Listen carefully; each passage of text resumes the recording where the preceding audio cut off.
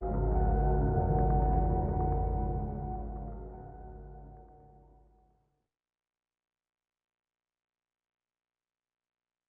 this is Dina. Welcome to the Den. Well, Halloween is upon us once again. You may remember that it was almost exactly a year ago that I did a special Halloween episode of Still Gaming where I covered Silent Hill. And now it's a year later, and I'm just as obsessed with Silent Hill as I ever was, so I figured why not make it a tradition. In the first Silent Hill, you played as Harry Mason, who was in a car accident on his way through the town of Silent Hill. He awoke to find that his daughter was missing, and you spend the rest of the game trying to find her. This is the sort of thing that, to me, really sets Silent Hill apart from other survival horror games. It's not about any conspiracies involving evil corporations. Well, okay, there is a cult involved, and they want to destroy the world and rebuild it into a paradise. Of course. But to me, that always felt like more of a backstory than anything else. For the most part, it's just a very personal story about this man and the hell he's willing to put himself through to get his missing daughter back. Daddy, help me. Daddy, where are you? Cheryl! It's become a staple of the Silent Hill series that the main character is more or less an everyday Joe thrown into this hellish situation. What this does is it draws you in and makes it feel more real. Having characters who, at least on the surface, seem like they could be anybody, it works very well for a horror game. These people are much easier to relate to than a robot or a ninja or a member of a special forces team. And the better you can relate to a character, the easier it is to see yourself in their situation, and the more scared you can get. It also allows for more sophisticated storytelling, as you'll find out if you happen to play one of these games. Especially Silent Hill 2. As much as I loved Silent Hill, I figured it flew under the radar and would just be a standalone game. So back when the PS2 was about to come out, I started hearing about a second Silent Hill game, and that got me really stoked. In fact, Silent Hill 2 and Soul Reaver 2 were what convinced me to get a PS2 in the first place. The two most unique games I had ever played were both getting sequels around the same time. Wow. Silent Hill 2 made a gutsy move with the story. Actually, they made several gutsy moves, but the one you'll notice right away is that, aside from taking place in the same town, Silent Hill 2 has almost nothing to do with Silent Hill 1. I thought it was setting a precedent that every game would be an individual and not draw on the others much, almost like the Final Fantasy games. Sadly, the series plays it pretty safe now and references earlier games to death. But this point in time was its shining moment, where the series proved to have tons of potential. This game absolutely blew me away. And 7 years later, it still does. You play as James Sunderland, who, you know what, he tells the story better than I ever could.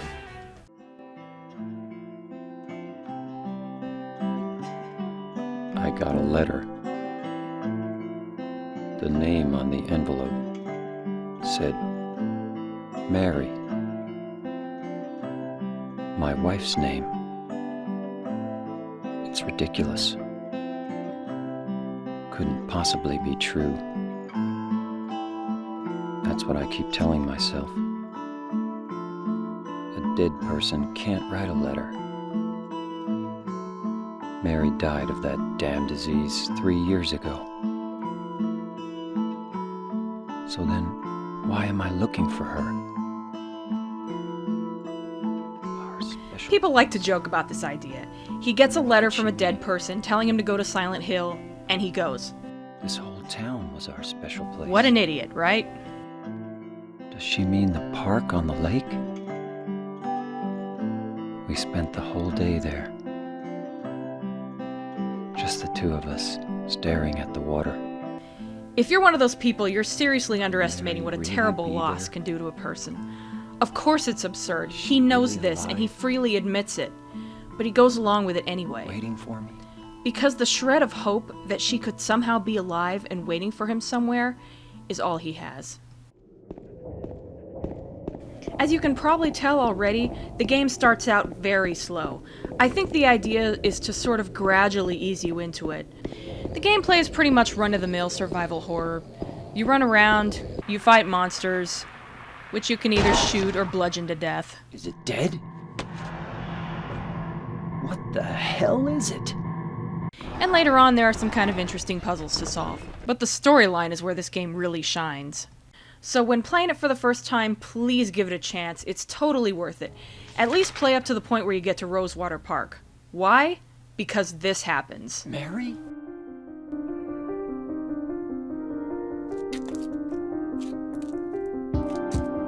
No, you're not. Do I look like your girlfriend? No, my late wife. I can't believe it. You could be her twin. Your face, your voice, just your hair and clothes are My different. name is Maria. I don't look like a ghost, do I? So the hotel was your special place, huh? I'll bet it was. Wow, that was easily the least appropriate thing she could have said. I was just joking.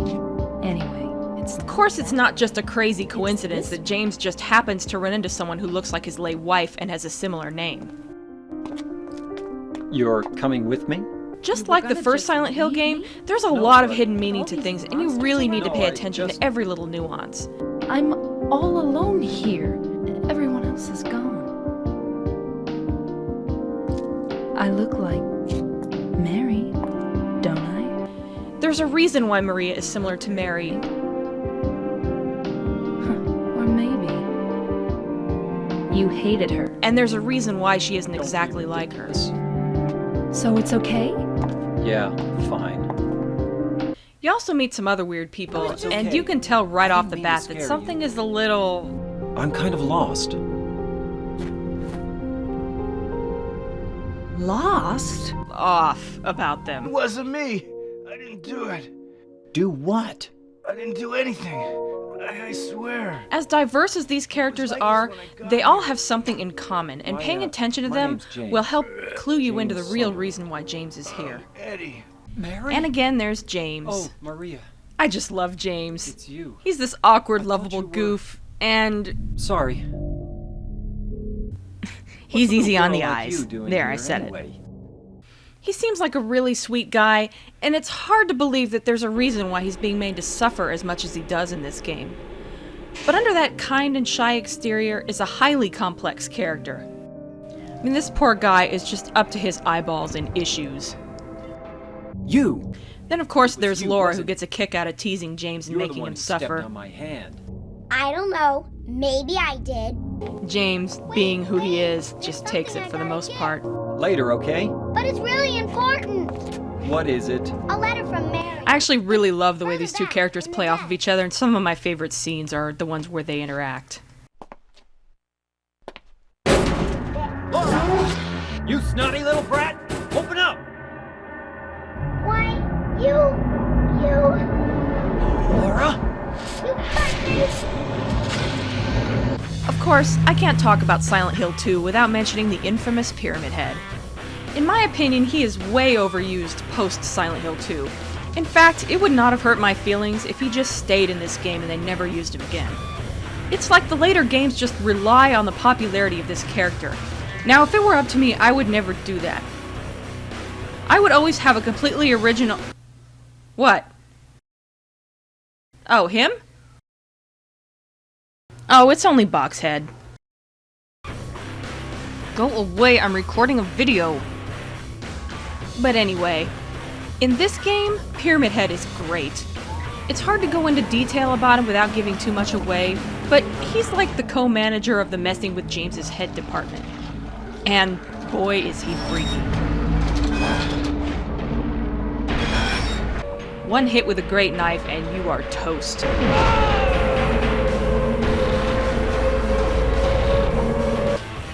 Though later you can find it and get to use it as a weapon yourself. It's not too user-friendly, but it's kind of fun.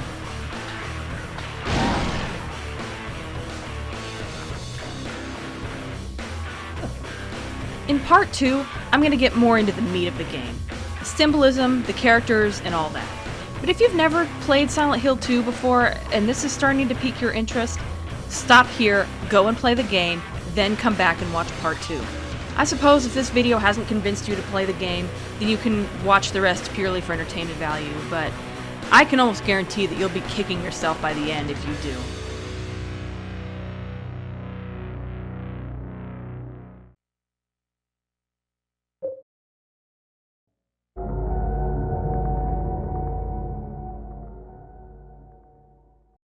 So James and the people he runs into throughout the game all have something in common.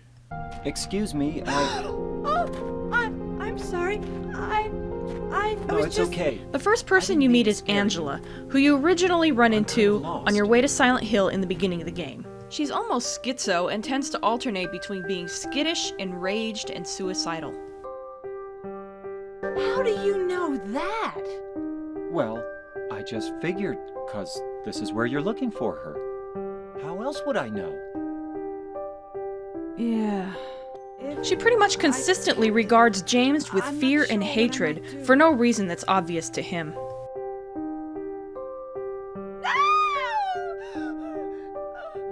Or you could just force me. Beat me up like he always did. You only care about yourself anyway. You disgusting pig. She has issues with her dad, and if you haven't figured out why by the end of the game, you obviously didn't see the writing on the wall. It's made pretty clear that she killed him, with a knife and presumably in self-defense, but it could have been revenge. And this is what brought her to Silent Hill.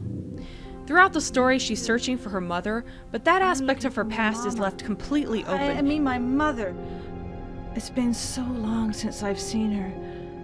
Except for the fact that she's been out of the picture for a while, and Angela has built her up in her mind as being wonderful. Sadly, but not unexpectedly, it does not end well for Angela. My preferred theory here is that the fire isn't exactly real. Just as James sees things that remind him of his torment, so does Angela. And now the illusion is so strong that James is experiencing it too, just by being in the same room. Mama! Mama, I was looking for you. Now you're the only one left. It's hot as hell in here. You see it too. For me, it's always like this. So presumably, she thinks she deserves to burn in hell, so in her mind, she's constantly surrounded by fire. Huh, no wonder she's so unhappy. For whatever it's worth, she's named after Sandra Bullock's character in the movie The Net. I'm not sure what the reference is, I guess it's just because she's running away from something. You first meet Eddie in the apartment complex. Makes a great first impression, doesn't he? Like Angela, he's also running away from something, and his mood changes a lot. But in his case, it's more of a gradual thing. Just like that stupid dog. He had it coming too. There aren't any real sudden mood swings like there are with Angela. I was just joking, James. Seems like the more he talks, the more screwed up he Anyway, seems. I gotta run. You're going out there alone? Yeah. Eddie? But unlike Angela, I don't think Eddie actually killed anyone. Well, no human beings anyway, and not before he got to Silent Hill. Just because of the way you look? After you've been laughed at your whole friggin' life? Remember, the monsters may look human to him, but they're still monsters. Are you talking about the monsters? Monsters? They look like monsters to you? Maybe. Don't worry. It's just a joke. Anyway, just listen to what he says here. Yeah, I killed that dog. Okay, obviously he killed a dog. It's a sick thing to do, but wouldn't exactly land him the death penalty. He died all curled up in a ball. Then he came after me. I shot him too, right in the leg. And he shot a guy in the leg. Dog.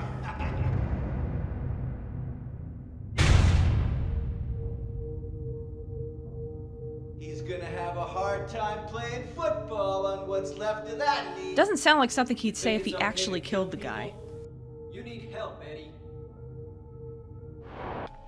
But regardless of the severity of his crimes, he obviously feels bad about it. Something bad. Why don't you just say you're sorry? He may act like he's proud of it, and maybe on some level he is, but It's no good. They wouldn't listen. Nobody will ever forgive me. There's a reason why you first find him throwing up. James, you be careful too. Eventually, Eddie just totally snaps. But you know what? It doesn't matter if you're smart, dumb, ugly, pretty. It's all the same once you're dead. And the corpse can't laugh. And you end up having to kill him.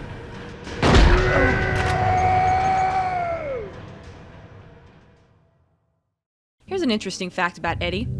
Originally, they were going to make him this happy, goofy, cheerful character. Now, how they thought they were going to pull that off in a Silent Hill game, I'll never know. But that was the original plan, and so he was named after comedian Eddie Murphy. Although with the way he turned out, the name seems a little more derivative of real-life serial killer Ed Gein, who was the inspiration for both Leatherface from the Texas Chainsaw Massacre and Norman Bates from Psycho. Although as far as I know, the only Silent Hill character officially named after Ed Gein was, of course, Jasper Gein from Silent Hill 4. More on that some other time. Killing a person ain't no big deal. Just put the gun to their head, pow. And then there's Laura. You know my Laura name? is the only character you run into who is essentially innocent. Eddie, Well, aside from being a brat. That big fat blabbermouth. what's a little girl like you doing here anyway? Huh? Are you blind or something? So she wasn't really called talk about to the this town the later. way the others were. This is no place Silent for Hill a just kid. looks like a normal, abandoned town to Laura, and she There are all doesn't see sorts any of strange monsters or things other around here. oddities. I can't believe you haven't even gotten a scratch on you.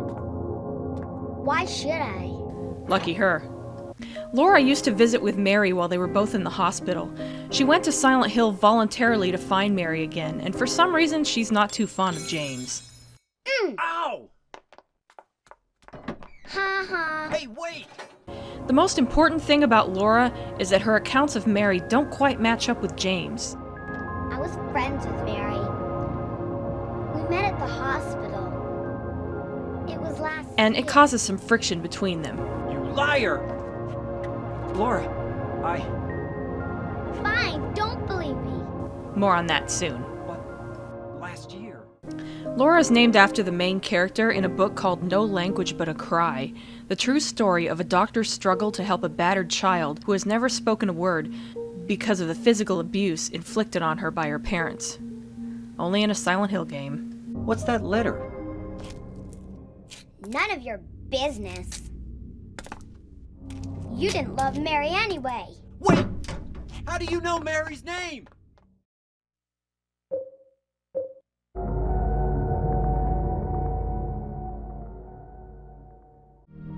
I'm looking for someone. Of course, it all comes Who back is to it? James. Someone very important to me. I'd do anything if I could be with her again. And if you haven't played Silent Hill 2, this is your last chance to turn back before the real spoilers start rolling in. There's still time! Don't say I didn't warn you. James was called to Silent Hill not because Mary is alive, but because he needs to come to terms with her death and the circumstances surrounding it. There's a lot you can learn about James just by paying attention to all the little details. First, we're going to look at the monsters. These ones are called lying figures, and they represent James's inner torment. They also kind of resemble a person in a straitjacket, so they could also symbolize that James isn't quite right in the head. Mannequins are made of two sets of legs fused together in the middle. They symbolize the fact that James is sexually repressed. Hey, as much as you probably wouldn't want to admit it, if your wife was deathly ill for 3 years, you would be sexually repressed too. And apparently James is a leg man. Nurses are a Silent Hill staple, but in this case they probably symbolize the way James saw the nurses in the hospital while he was visiting Mary. Again, his sexual repression comes into play because they're basically sexy from the neck down, but faceless. Oh, and while I'm on the subject of nurses, I'm talking to you, developers of Silent Hill games. Please stop ripping off this design and use some creativity for nurses who show up in later games. Enough with the fetishy nurses with grotesque heads already. Silent Hill and Silent Hill 3, and hell, Silent Hill 4 if you want to count that, did something different. There's no reason why you can't. Anyway, giant cockroaches. I got nothing. They're probably just a holdover from the first game. Although, That's strange. That's the right key. Silent Hill 4 reveals that James's dad is a landlord, and obviously not a very good one. I'm sure I heard something in there. So James would probably be used to seeing cockroaches. Hey, there you go. Okay, I know. There's no way they could have planned that, but I think it's pretty cool, especially since it's an accident. Where are you going? So James came to Silent Hill 3 years after his wife died of a terminal illness. Didn't you say she died? Oh yeah, 3 years ago. But I got a letter from her. She says she was waiting in our special place. Or did he? The story starts off with this explanation, but it begins to gradually change into something else once Laura shows up. For one thing, she's a little too young to have visited someone 3 years ago and be able to remember it vividly. Also, she claims it was only a year ago. You liar! Laura, And why does James get mad? Well, people who are deluded tend to strike out at those who challenge that delusion. last year, Mary was already... So maybe he's just remembering the dates wrong and he's really stubborn about it? No, there's more to it than that. Remember how I mentioned that James has something in common with everyone he comes across in Silent Hill? With Laura, it's obvious. They both knew Mary. But with Angela and Eddie, it's something darker. It's easier just to run. Besides, is what we deserve. And while James doesn't realize it, I'm not like you. they do. Are you afraid? Don't get all holy on me, James. This town called you too. You and me are the same. We're not like other people. Don't you know that? So what did James do that was so terrible? Notice that he spends a lot of time in a prison. Eddie? Eddie? I killed a human being. At the end of this area, he's forced to kill Eddie, and what he says afterwards is interesting. Mary. Did you really die 3 years ago? Laura, how old are you? Soon afterwards, after he finally has a logical discussion with Laura, So, Mary couldn't have died 3 years ago. Could she really be here? James comes to the conclusion that Mary couldn't have died 3 years ago, and he begins to hope that he hasn't lost his mind and maybe she really is alive in Silent Hill. About Silent Hill. She even showed me all her pictures. She really wanted to come back. That's why I'm here. But eventually, the truth is revealed.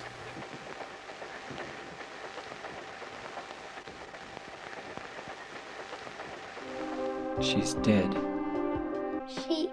She died because she was sick? I killed her. But all is not lost. In the good ending, James does get to see Mary, and they have this conversation. Forgive me.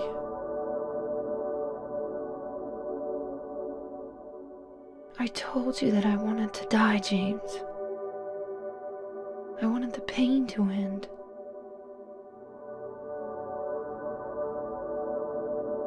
That's why I did it, honey.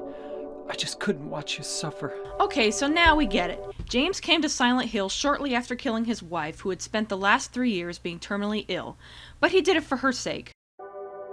Right? No. That's not true. You also said you didn't want to die. The truth is, I hated you. I wanted you out of the way. I wanted my life back. James, if that were true, then why do you look so sad? In my opinion, basically they're both right. Okay, let's back up one more time and look at another character, Maria. She was created by James's subconscious. He wanted Mary back, but he felt that he needed to be punished, so this new version of Mary looks and sounds Maria, like her, but give me a she's hand mocking. here. Come on. You're supposed to be the big man around here. How's a little girl like me supposed to help? Demanding. I'll wait here. I hate bowling. I didn't come here to play, you know.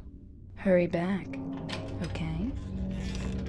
And at times downright cruel. Anyway, I'm glad you're alive. Just look at how she tears into him in this scene. Anyway? What do you mean, anyway? You don't sound very happy to see me. I was almost killed back there. Why didn't you try to save me? And how All he you just care takes about it is rather that than standing dead up for wife of himself. yours. I've never been so scared in my whole life. You couldn't care less about me, could you? No, I Then just... stay with me. Don't It's ever not leave just me that he alone. killed Mary.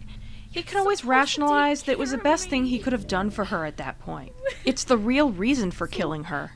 As if watching his wife suffer wasn't bad enough, she became verbally abusive towards him. Here he has a flashback of Mary? once when he visited her in the hospital. James. I brought you some flowers. Flowers?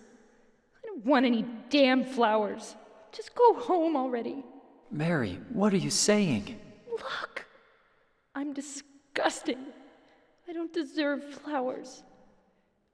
Are you still here? I told you to go. She yelled at him. Don't come back. He became fed up and walked out. James, wait. Please don't go. I wonder if that was the last conversation they had before... Yeah. Of course he doesn't actually hate Mary. He hates what the disease did to her, what it did to both of them, which probably manifested itself into a subconscious hatred of her, and helped with the decision to end her life. James is just such a complex and fascinating character. Is it just me, or does this game make you want to study psychology just so you can figure out what makes James tick? Okay, guess it's just me then. In a very early version of the story, the main character was to have two personalities, Joseph and James. The name Joseph came from Joseph Barnett, one of many people suspected of being Jack the Ripper in the late 1800s. The name James is simply a derivative of that, according to Lost Memories. However, according to Wikipedia, there were 3 people named James who were also suspects. If that's not relevant, then that's one hell of a coincidence. Of course, the name Joseph ended up being used in Silent Hill 4, which was all about the ritualistic serial killer Walter Sullivan, who is referenced a few times in Silent Hill 2. I have no idea if they had Jack the Ripper in mind when they named the Joseph in Silent Hill 4, but if not, then it's an interesting coincidence. Mary is named after Mary Jane Kelly, former lover of Joseph Barnett and believed to be the 5th and final victim of Jack the Ripper. She was also the one who was the most horribly mangled. There are pictures on the internet, but I decided not to show them since they're pretty graphic. I was weak. That's why I needed you. Needed someone to punish me for my sins. But that's all over now. I know the truth. Now it's time to end this.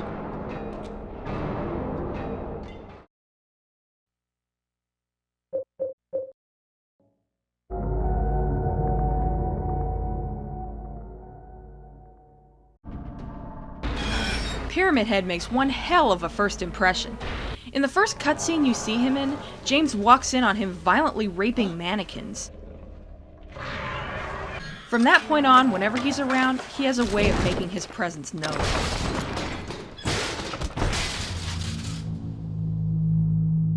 Pyramid Head is another product of James's need to punish himself. So naturally, this particular monster resembles an executioner from the town's dark history, as seen in this painting that hangs in the Silent Hill Historical Society called Misty Day Remains of the Judgment.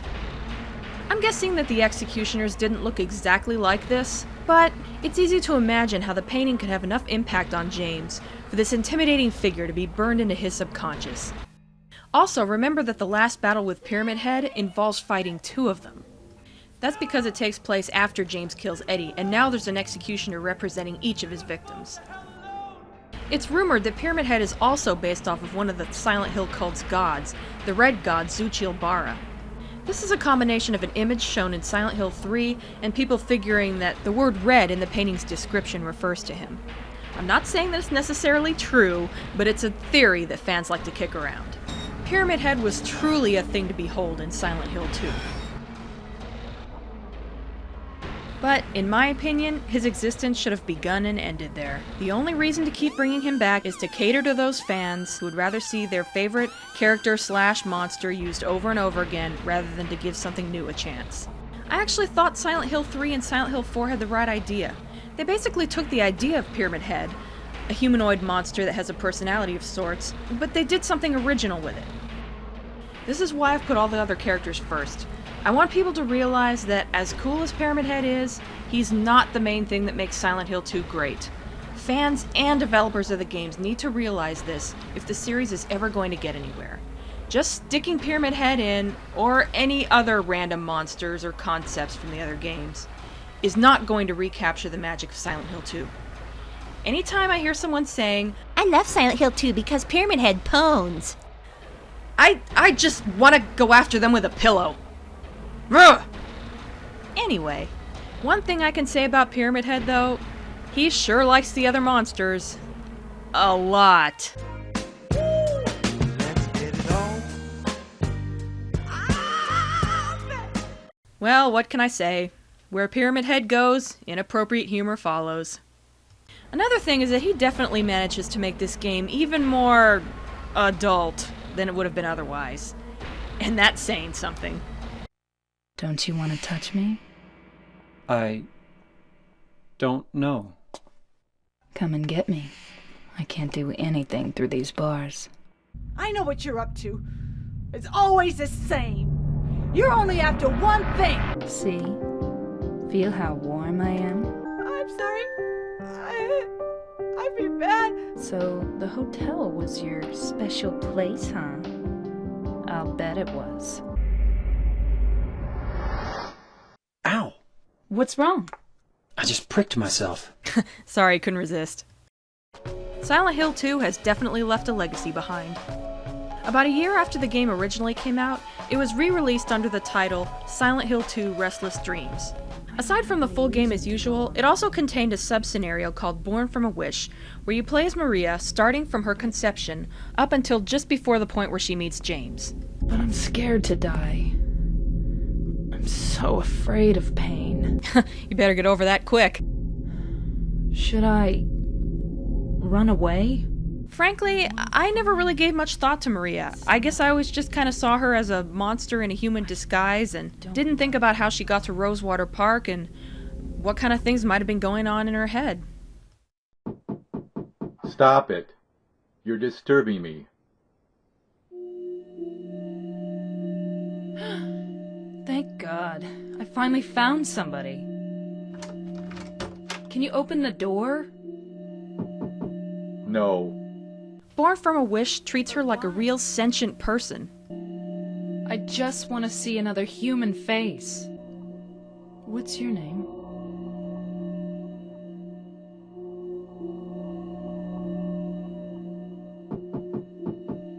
Ernest. Hemingway? Baldwin. And implies that before meeting up with James, That's okay. maybe she wasn't so bad. I don't mind fighting for an impossible cause. Anyway, it beats just giving up and doing nothing. You think miracles really can happen? This is Silent Hill. If you're a fan at all, you need to play this. I admit I didn't check it out until very recently, but I am so glad I did. An absolute must-see if you're a Silent Hill fan, or even just a survival horror fan in general, is Silent Horror by X-Strike Studios. In case you've never heard of them, they're a small company who makes movies based on video games. The movies tend to be fairly simple and low budget, but they're very non-Hollywood. If you like the idea of movies based on games but hate all those official movies that have come out so far, X Strikes movies are definitely for you. Eli!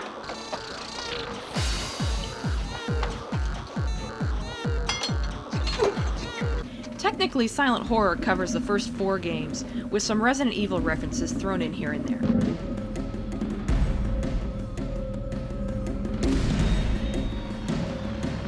Wait a minute. What? No! Ah! Oh, but you could have warned me. I fell on my keys. It pokes fun at a lot of common survival horror elements. Pain in my ass. We'd have been out of here by now if we just busted in the door. You can't do that! Why not? You just can't. But the main character, played by Brett Vanderbrook, who you might recognize as a certain Videoland defender, is mainly based off of James from Silent Hill 2. I think it's a key. Bad place for a key. Oh. I'm gonna try and fish it out. Are you sure? Hey, it'll only take a second. But trust me, I've got it in the bag. I plan to give this movie a proper review at some point, but for now, I just wanted to throw it out there. Oh. Ooh, this is like my mother's beef stew. Ugh, with double potatoes. Oh. I found the key! If you're a Silent Hill fan, you need to see this. I heard ya! And for $10, you could do a lot worse. Personally, I like it a lot more than the Silent Hill movie, which also referenced Silent Hill 2 a lot. I'll be honest, I'm not a fan. I think Christoph Gans needs to be drug into the street and shot. Let's just leave it at that. Now, normally I'm not a big fan fiction reader. A lot of you probably aren't either. Let's face it, fan fiction has a reputation for being poorly written, with a tendency towards weird pairings and characters acting nothing like they do in their respective sources. But there is good fan fiction out there, believe it or not. One of the few stories I've read that I really liked is a novelization of Silent Hill 2 as written by Ryan M. Usher. It's called Silent Hill 2: Letter from Silent Heaven. It's written in the first person, from James's perspective of course, and has a wealth of detail.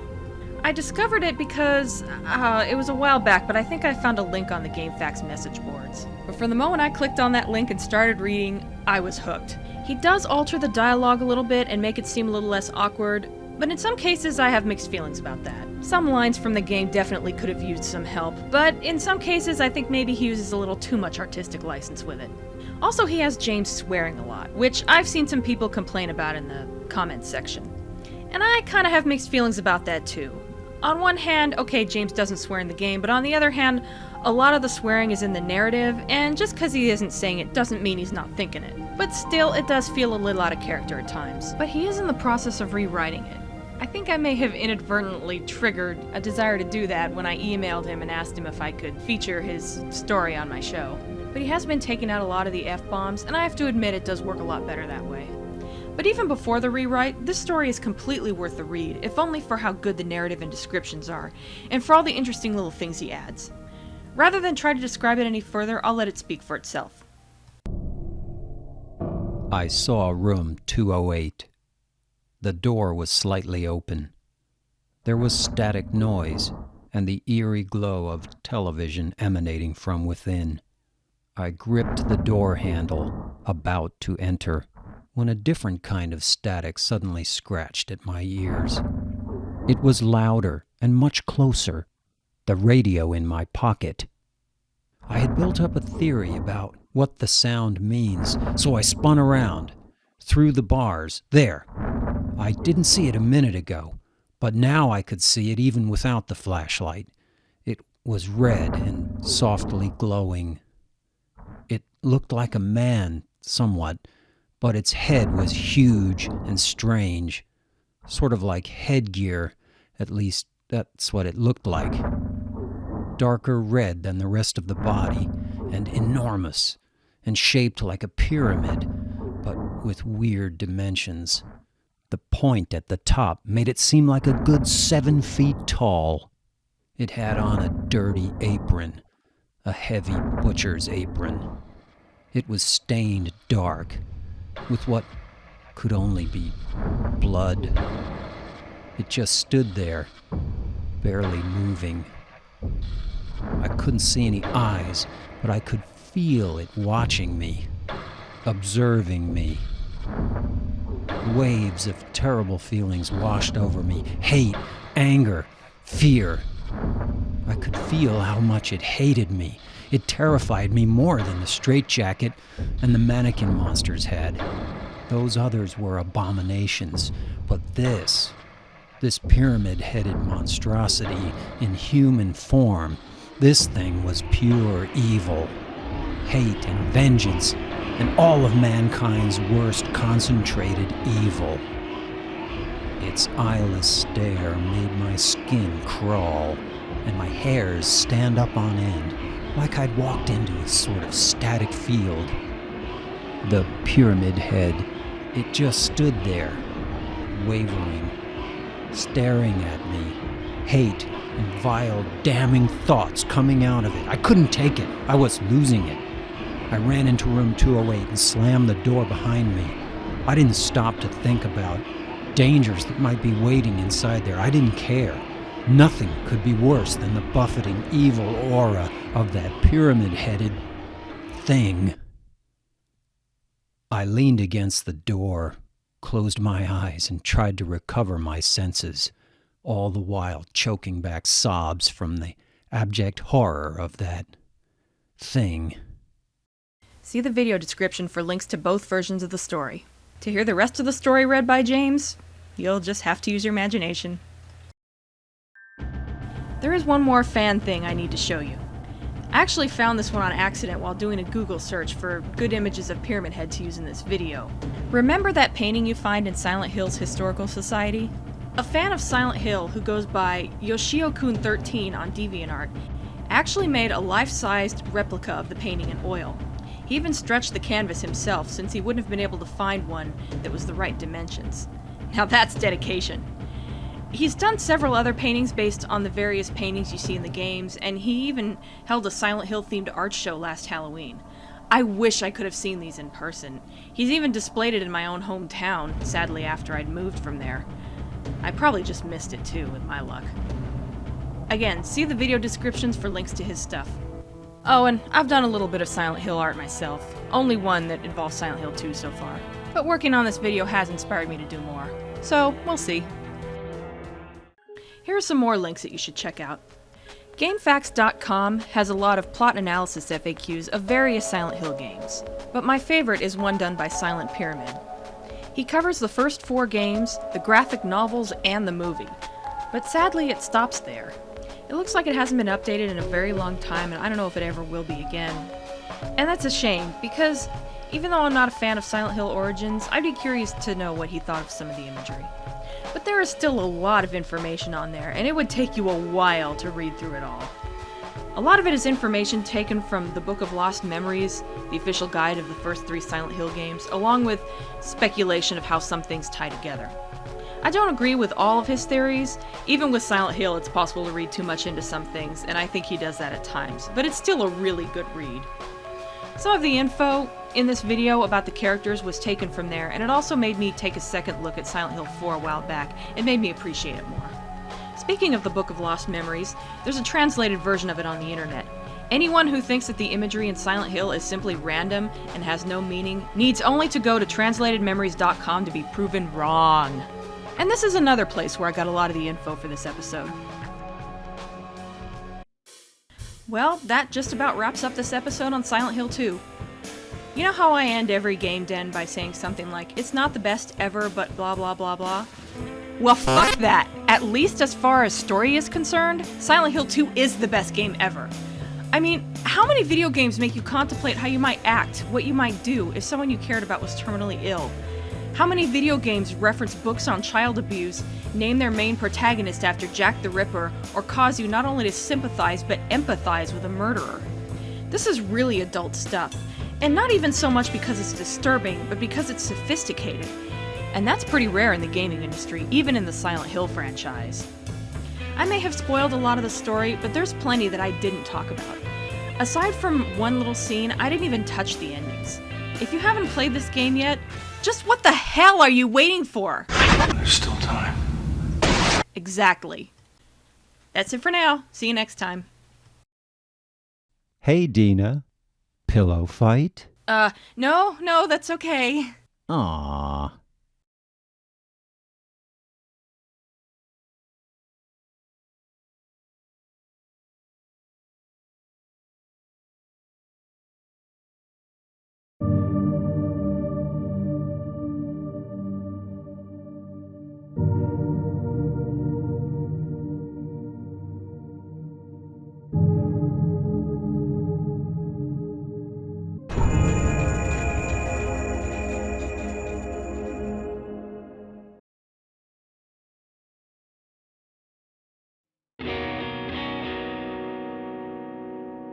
Hey, this is Dina. Welcome to the Den. Believe it or not, there was actually a time when I wasn't a Silent Hill fan. I know, right? But it's not like I didn't like the first two games. I thought they were great. I just wasn't as intense about liking the series as I am now. And I definitely wasn't making 45-minute long videos about them. But then Silent Hill 3 came out, and I went, hey cool, another Silent Hill game. Bought it, started playing it, and then put it back down for whatever reason. I think it's partly because the first couple areas are such a pain. I just wasn't quite prepared for it. For reasons I'll get into another time, I eventually picked it up and I was so glad I did. So, obviously it came out after Silent Hill 2. Before I go on, I should probably clarify something. I know I said that Silent Hill 2 was basically the pinnacle of the series and it all started to go downhill after that. Well, it did. But it was gradual at first. Silent Hill 3's story isn't as deep, and it's not quite so heavy on the symbolism. It's a little more straightforward, but it's still an awesome game in its own right. It's probably the most difficult out of the first 4 games. The level design is really complex, and you really need to use your head to get through it. But it's a legitimate challenge and not cheap, so I generally don't mind. And it doesn't hurt that you get a lot of cool weapons to play with. This game really forces you to think about what you're doing, and just charging into an area can sometimes get you killed.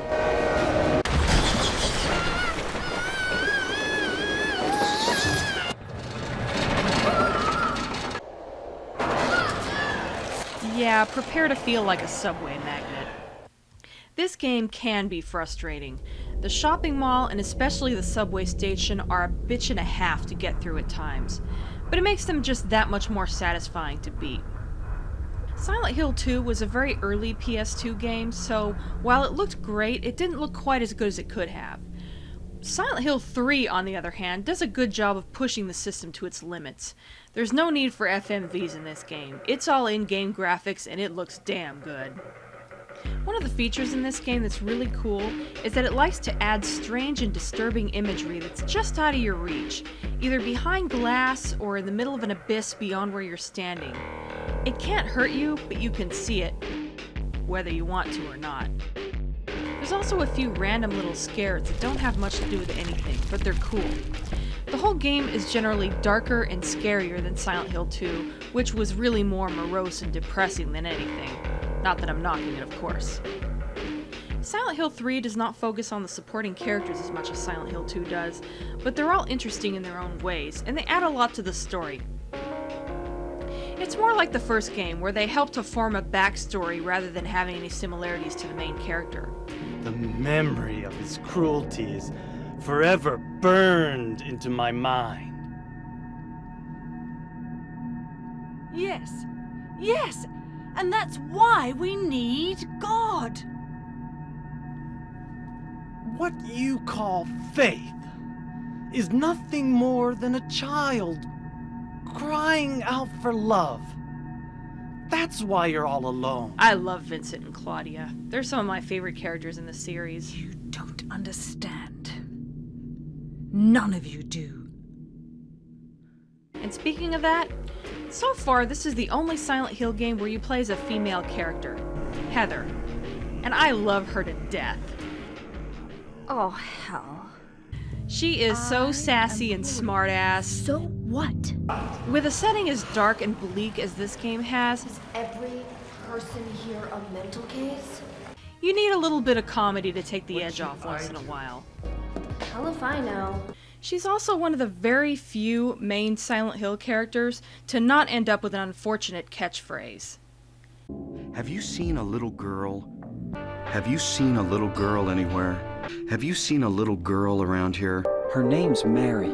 Mary? I'm looking for Mary. Mary? What the hell? What the hell? What the hell? What the hell? You gotta be shitting me. Yeah, don't even get me started on Alex the Potty Mouth. But anyway, I was a teenage girl once, so I can basically relate to Heather more than I can to James. I love you, James, but you have issues. Sorry. Now I keep comparing this game to Silent Hill 2, partly because it came directly afterwards, and also because Silent Hill 2 was the last one I did an episode on. But Silent Hill 3 has almost nothing to do with Silent Hill 2, aside from the location and a few little gags.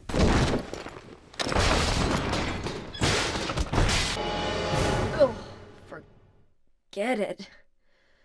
This is way too gross. Who would even think of doing something so disgusting? Actually, as odd as it seems, Silent Hill 3 is a direct sequel to Silent Hill 1, although it doesn't become obvious until about halfway through the game. It set this odd precedent where, well, Silent Hill 4 was not a direct sequel to Silent Hill 2, but it brought to life some of the ideas mentioned in Silent Hill 2. Now, I highly recommend playing the first Silent Hill game if you can get your hands on it. Sure, the voice acting is bad and the graphics look dated by today's standards, but it has a great story and atmosphere. You don't have to play Silent Hill before playing Silent Hill 3. The game is pretty well self-contained and does a good job of recapping the first one so you understand what's going on, but you will appreciate it more if you do. And that's about as far as I can go without mentioning any spoilers. So, once again, if you haven't played the game and this has piqued your interest, stop here, go and play the game, then come back and watch the rest of the video. It's ultimately up to you, but just remember, no matter how much of the game I may include, there's always plenty that I left out, and I'll be including less spoilers this time around.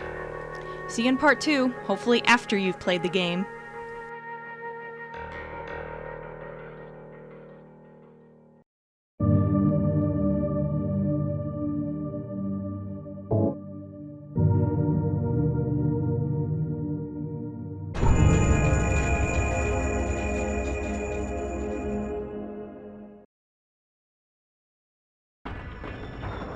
Unlike Silent Hill 2, where there are important parallels between the supporting characters and the main character, in Silent Hill 3, the supporting characters help to fill in the backstory of the main character. So I'm gonna have to break tradition and talk about Heather first, otherwise it'll be hard to make sense out of the other characters. This is your last chance to turn back. Tell him, Johnny Smith. Still time! Thank you. You really don't know anything about the main character going into Silent Hill 3. She just seems like some random girl in a mall. I love you too, Dad. But then... Heather, I need to speak with you. My name is Douglas Cartland. I'm a detective. A detective? Really? Well, nice talking to you. Now that's kind of an odd reaction, isn't it? If a detective sought you out with information about your past, even if you wouldn't want to know, wouldn't you at least be curious enough to hear him out? I guess Heather could see him as a potential predator or something. My daddy always told me not to talk to strangers. This is very important. It's about your birth. But it seems like this would be a pretty elaborate way to get somebody's attention. Maybe it's just me. Are you still following me? Do I have to scream? She makes it a point to get away from him, and it's not long before, in typical Silent Hill fashion, she finds herself alone. Well, not completely alone.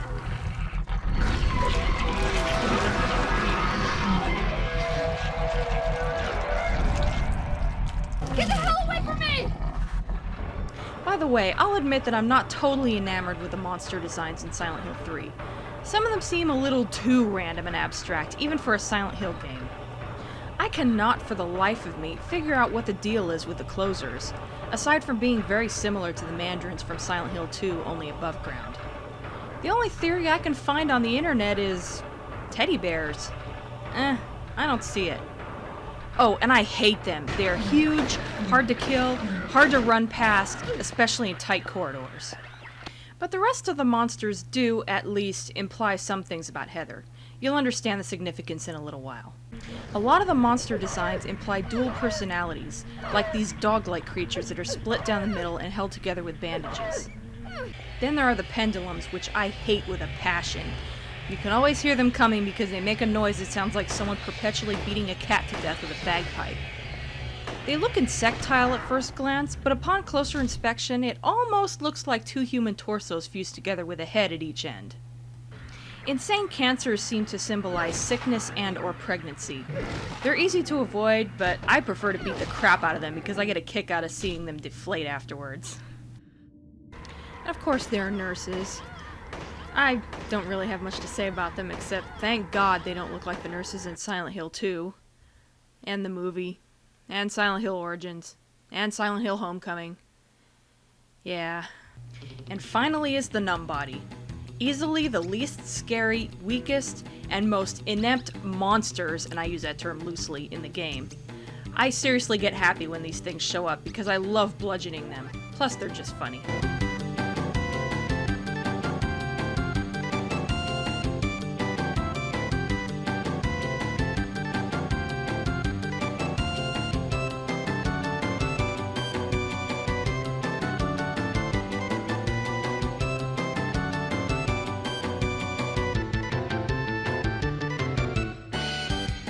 There are some pretty cool bosses, including some demonic carousel horses who look like they have hooks through them. And my favorite, the Split. It's very similar to the Split Head boss from the first game, only pretty phallic looking. Believe it or not, I once beat this monster with a steel pipe. I don't know how the hell I did it. Trial and error, I guess. Anyway, Heather has an interesting time getting home.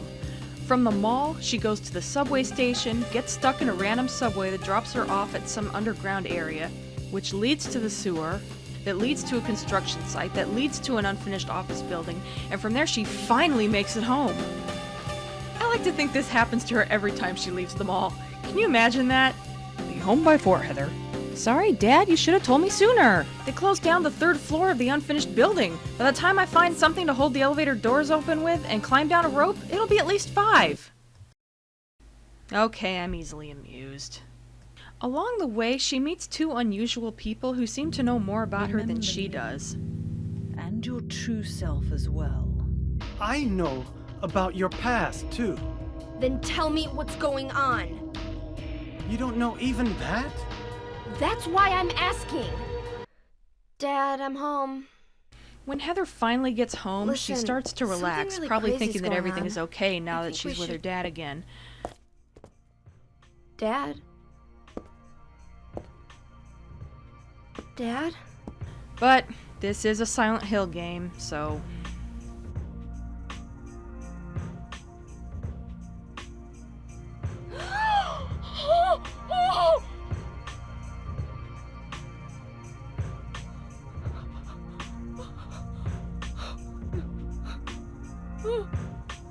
No! No!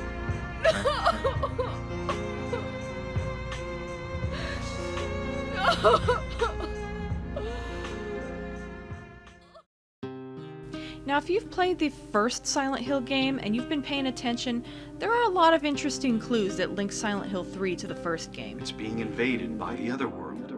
By a world of someone's nightmarish delusions come to life. So Harry didn't tell you anything. But the most obvious one is the fact that the dead body of Heather's dad bears a striking resemblance to someone we've seen before. Yep, it's good old Harry Mason. And we learned some interesting things about him in this game. 5 years after the events of Silent Hill, Harry had another run-in with the cult that ended with him killing a cult member to save his daughter and himself. Wow, go Harry! Who knew he had it in him? And there's a lot more I could say, but I'll save it for later. So they simultaneously reveal that he's awesome and kill him off? Not to mention that he totally got shafted in the movie. Yeah, I've heard the reasons. I did my homework, and I'm not buying it. There is no justice in the world. Now, at the time I'm making this video, Silent Hill Shattered Memories, the reimagining of the original Silent Hill game, has not come out yet. I'm not super enthusiastic about it, but I reserve judgment for now. I have no idea if we'll finally be able to see Harry in a good light while he's still alive. All I can say is that, for better or for worse, he looks pretty geeky. But at least they didn't give him a sex change this time. Originally, Harry was to be named Humbert. What? Well, it's a reference to the protagonist in Stanley Kubrick's film Lolita. By the way, the actor that played that character was named, get this, James Mason. No way in hell is that a coincidence. But in the end, they decided that the name was a little too weird and unappealing to use, so they named him after the guy who came up with the name in the first place. Fair trade-off, I guess.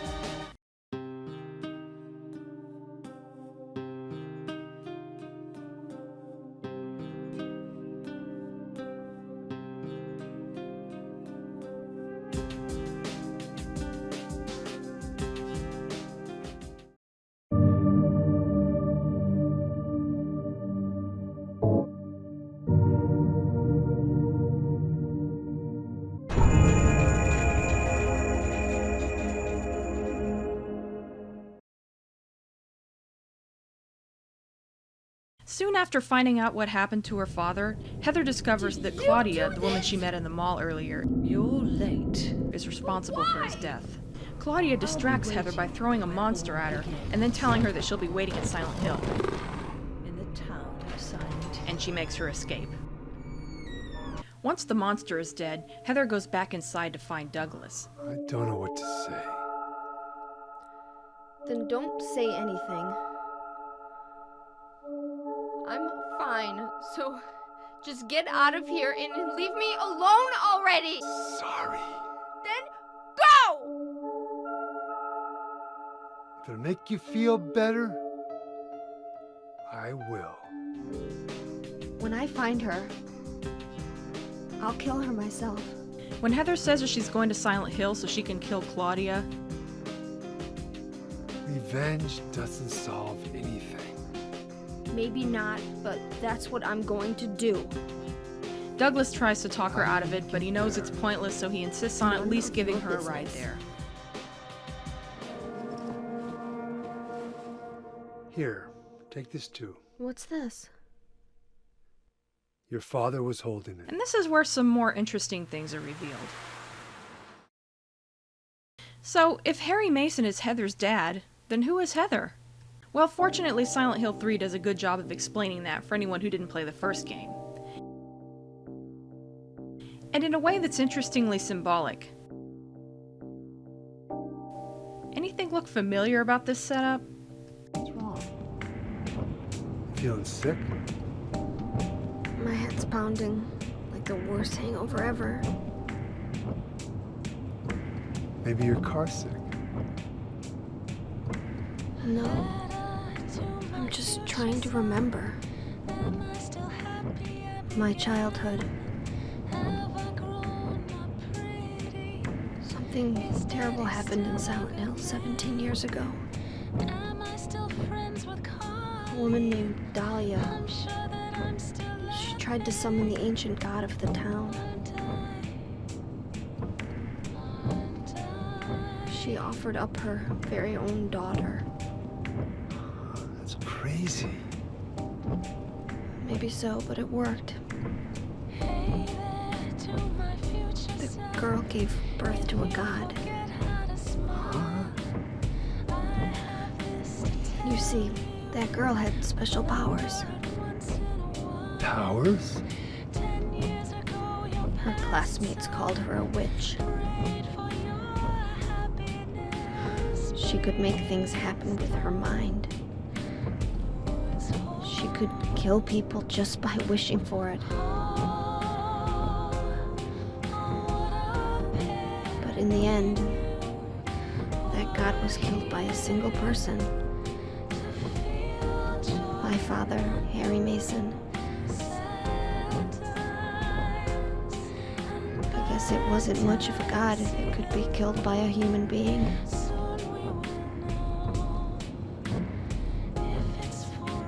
But I think Claudia's trying to do the same thing again. And I've been chosen as the sacrifice. You've got some kind of power in you too? After the god was killed, the girl reappeared. She was holding a baby in her arms.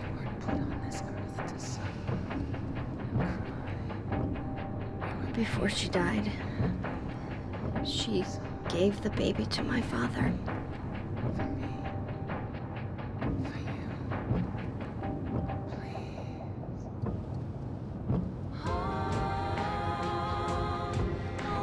He loved me just like I was his very own daughter.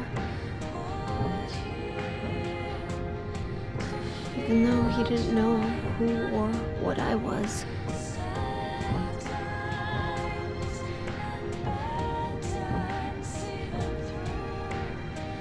It was so sudden.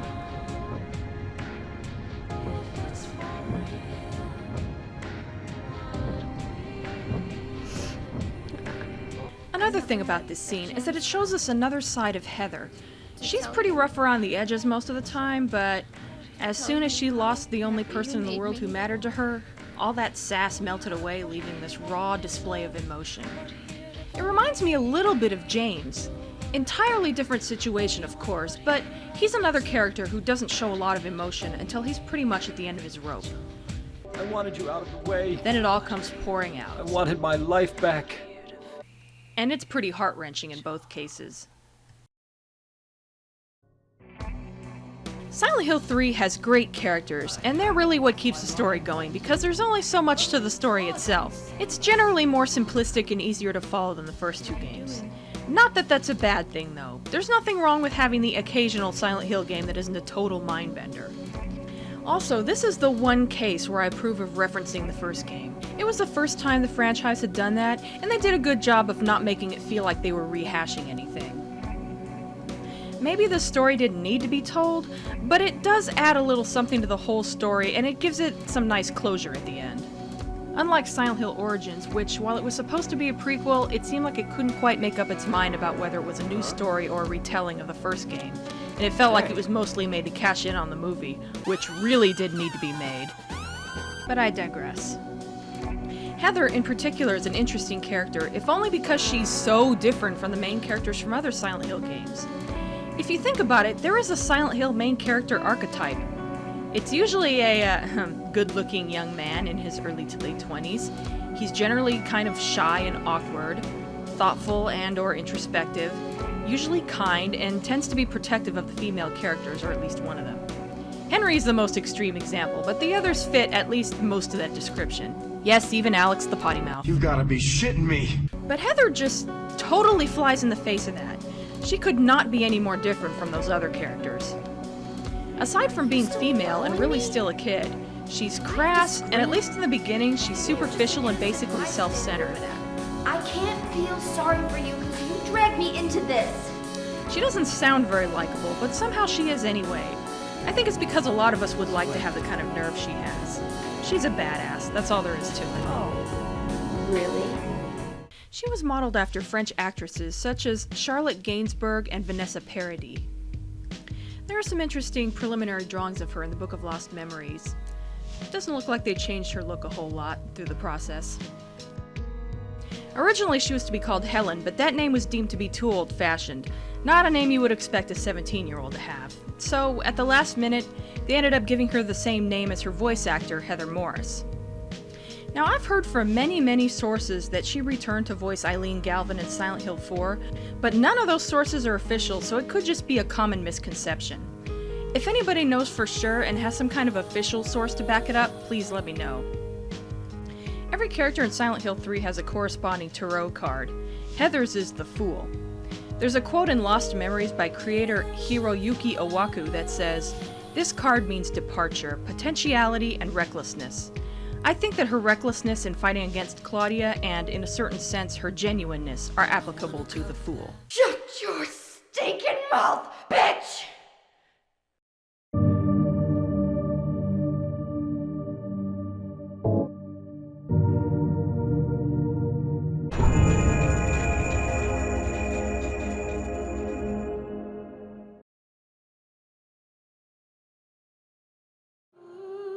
Paradise? For castrated sheep, maybe. Douglas is, admittedly, not one of the more interesting characters, but he's very likable and has his part in this story. He was a detective hired by Claudia to find Heather. Once Heather's dad is killed indirectly by Claudia, Douglas feels partly responsible, so he decides to help out Heather and a cautious friendship develops.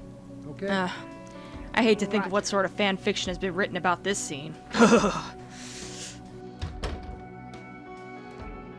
You lied to me about Heather, lady. Toward the end, he confronts Claudia and ends up getting himself injured. In the end, all he really physically did once the game started was give Heather a way to get to Silent Hill. But once they meet up again, we learn something interesting and kind of ironic about Douglas. Remind me of my son. You said nobody was going to cry for you. Dead people don't cry. So we have a father without a child and a child without a father. No wonder they end up getting along so well. Sorry. I shouldn't have said you reminded me of a guy like that. Well, maybe if you had compared me to your daughter. In typical Silent Hill fashion, the good ending is left wide open, but the sentimentalist in me likes to think that he adopted Heather, if only for a year or so. Don't die on me, okay? Douglas was named after Douglas Fairbanks, an actor from the 20s, mainly just because the name suited him. And he was modeled after Ian Holm and Giancarlo Giannini. He's probably the one character in Silent Hill 3 who didn't undergo any serious redesigns. Douglas's tarot card is the Hanged Man, which means self-sacrifice, perseverance, and selflessness. Douglas's ironic fate is expressed by that card, as he sticks his nose into Heather's affairs, but in the end is not of any help at all. Remember me, and your true self as well. Also, that which you must become. The one who will lead us to paradise with blood-stained hands. Next to Heather, Claudia is really just about the most important character in the game, not to mention possibly the most compelling. Naturally, she comes off as this dark figure, a villain, and she does some terrible things. There is another reason. To fill your heart with hatred. But as the game progresses, aspects of her background are revealed that help us to understand her better. She had a very troubled childhood with an abusive father, Leonard. I saw the way he hit you, kicked you, and made you cry. Who is an elitist and fanatical about the cult's religion. To the voice of God will be given the keys to paradise. Of course. Her only outlet was her best friend Alessa, who was in a similar situation. But then Alessa was taken away when Dahlia sacrificed her. Claudia turned to the cult's religion and started listening to Dahlia's and Leonard's rants, and she began to believe that the world really was a terrible place, and only the cult's god could end everyone's suffering. Read hers. She's projecting like nobody's business. Yes, yes! And that's why we need God! And yet the only way to do this was to prolong Alessa's suffering. No, I don't expect to be saved. And that's fine. Alessa, my dearest. For the pain that I've caused you, I deserve no mercy. Even if it was to save mankind. It was too deep a sin. It was hubris for me to try to hasten the day of her arrival. Sacrifices were made. And those are my sins. Even Heather was moved by that speech. So yes, Claudia's done some terrible things, but it was at the expense of her own soul so she could save the rest of humanity. Moral ambiguity for the win. She's named after Claudia Cardinale, an Italian actress from the 60s. Originally she was to be called Christy, but they decided that name was a little too cute. Yeah, she doesn't really look like a Christy. Personally, whenever I hear the name Claudia, I think of Kirsten Dunst's character in Interview with the Vampire, so the name just screams villainous to me. She's modeled after Julianne Moore. Going by the preliminary drawings, it looks like they had a tough time nailing down her look. What they ended up going with is very reminiscent of Dahlia Gillespie, which I'm sure is no coincidence. Claudia's tarot card is, naturally, the High Priestess. The card means mystery, faith, and dogmatism. Doesn't it seem that the self-righteous way that Claudia behaves as a consequence of being too genuine is in accordance with the meaning of the card? Happy people can be so cruel. Is it so hard to believe that sympathy could be born out of pain and suffering? Why do you reject God's mercy? Why do you cling to this corrupt world? You know that only God can save us. The name's Vincent. Don't forget it, okay? And now we come to Vincent. I'm on your side. I admit I saved him for the last because he's my favorite. He's not as complex and compelling as Claudia, but, well... It's a bit far. But closer than heaven. He's just fun. He's an aristocrat who helps run the cult's church while spending the believers' donations on himself. There's no moral ambiguity here. He's just bad. Go ahead and kill this crazy bitch!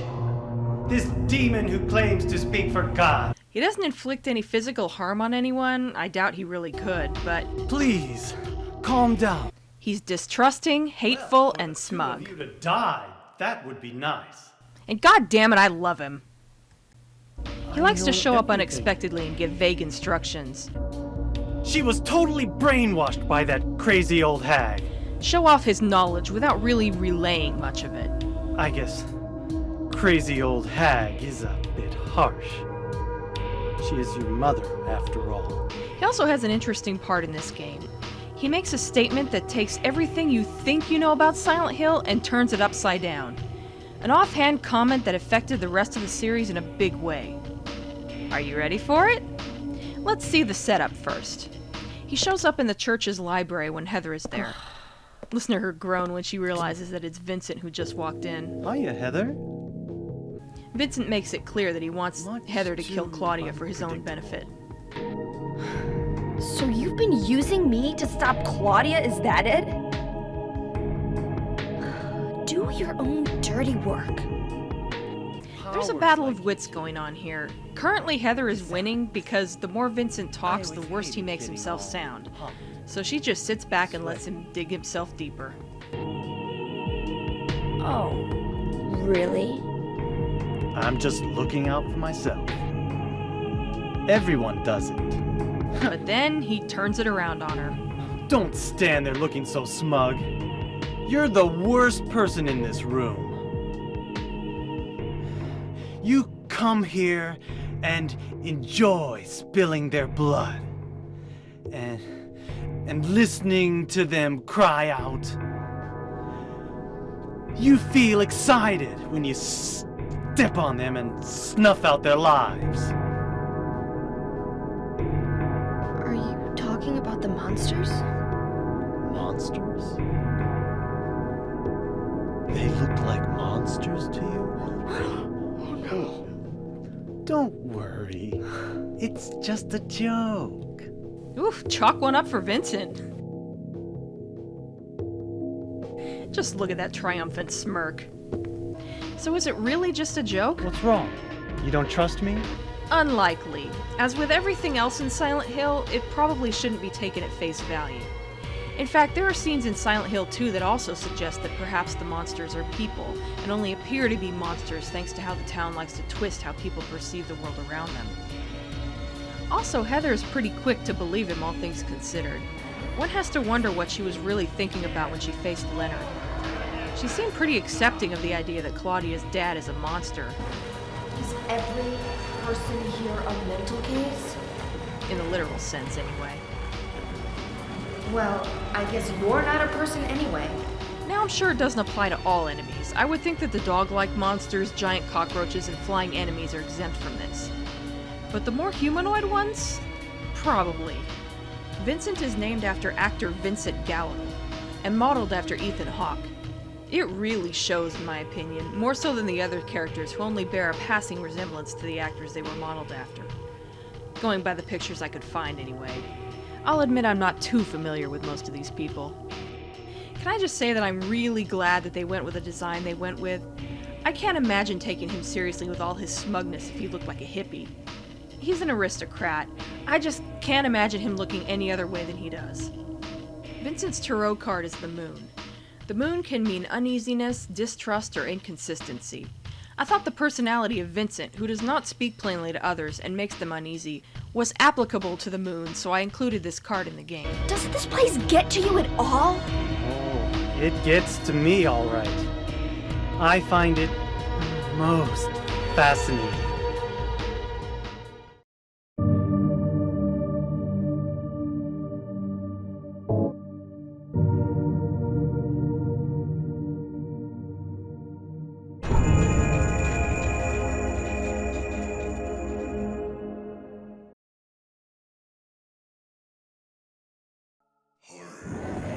There's one more character I haven't talked about, and it's hard to say if he can really be classified as a character. And it's not Pyramid Head! Woo! I said it's not Pyramid Head. Oh, okay, wait, I think he wants to tell me something. Heather likes it FDAU? What's FDAU mean? Oh my god, get out of my show now! Anyway, it is easy to see how Pyramid Head paved the way for this sort of character. Of course I'm talking about Valtiel, the odd little critter who shows up throughout the game. Doing stuff. You don't ever fight him or really even come in contact with him. He's just there. According to the Book of Lost Memories, the name is derived from valet, and he observes Heather to ensure the birth of God. And he's somehow controlling what's going on. At one point we see him turning a wheel of some kind, as the bodies of Cheryl and Alessa hang from above, symbolizing the fact that Alessa is in an endless loop of death and rebirth. Sometimes when Heather is killed, Valtiel can be seen dragging her off screen, presumably to bring her back to life when you restart the game. He can also be seen overseeing the birth of God at the end. Valtiel doesn't really have his own tarot card, but he's part of the Wheel of Fortune. In the religious tradition native to Silent Hill, Valtiel is a being that is close to the god. In other words, he is established as an angel. Simultaneously with acting as an angel of the god, Valtiel takes on the role of watching over the body of the mother until the god's revival. For this reason, he continues to observe Heather without harming her. When a game over occurs, he takes Heather away to restore life to the body of the mother of the god. In this case, there are two meanings to Heather's rebirth. One is that she is reborn as Alessa's reincarnation in the game scenario. The other is that she is reborn when the player retries the game another time. Another thing that sets Silent Hill 3 apart from the two previous games is that it has tons of little extras. When you beat the game, you get a code of some kind that you can enter when starting a new game, and it changes Heather's outfit. And there are so many that it's just insane.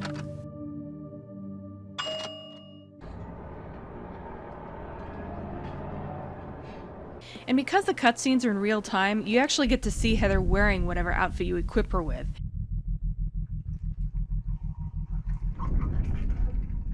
And you can even change it during the game.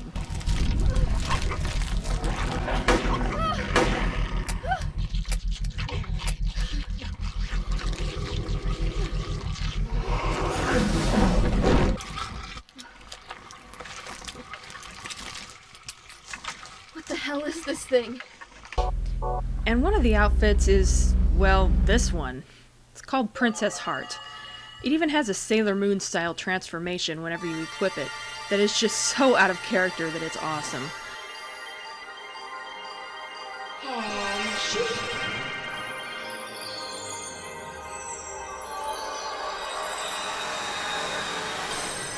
I almost fear that Heather will kill me in my sleep if I force her to look like this for too long.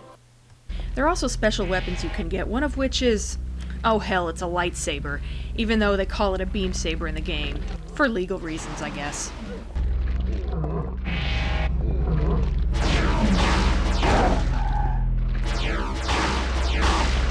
You can also get this special power called the Heather Beam. Oh, pardon me, Heza Beamu. If she's wearing the Princess Heart costume, it becomes the Sexy Beam. I swear I'm not making this up. Sexy. Gotta love how ridiculous this looks. Oh, and there's an alternate outfit for Douglas, too.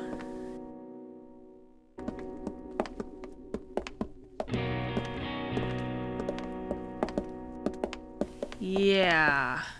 Sorry. I'll wait here.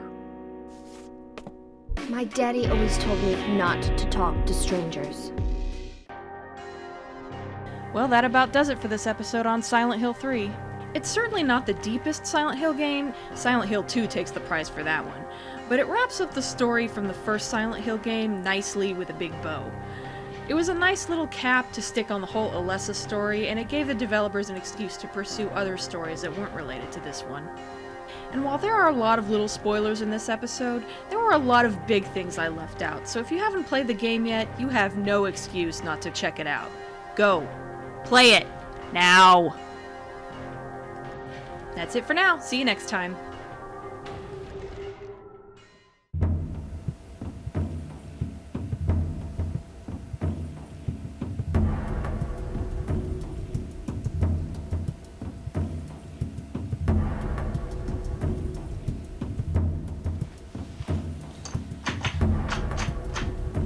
The hell? Don't go out. Linkara. P.S. You're out of milk. What the fuck?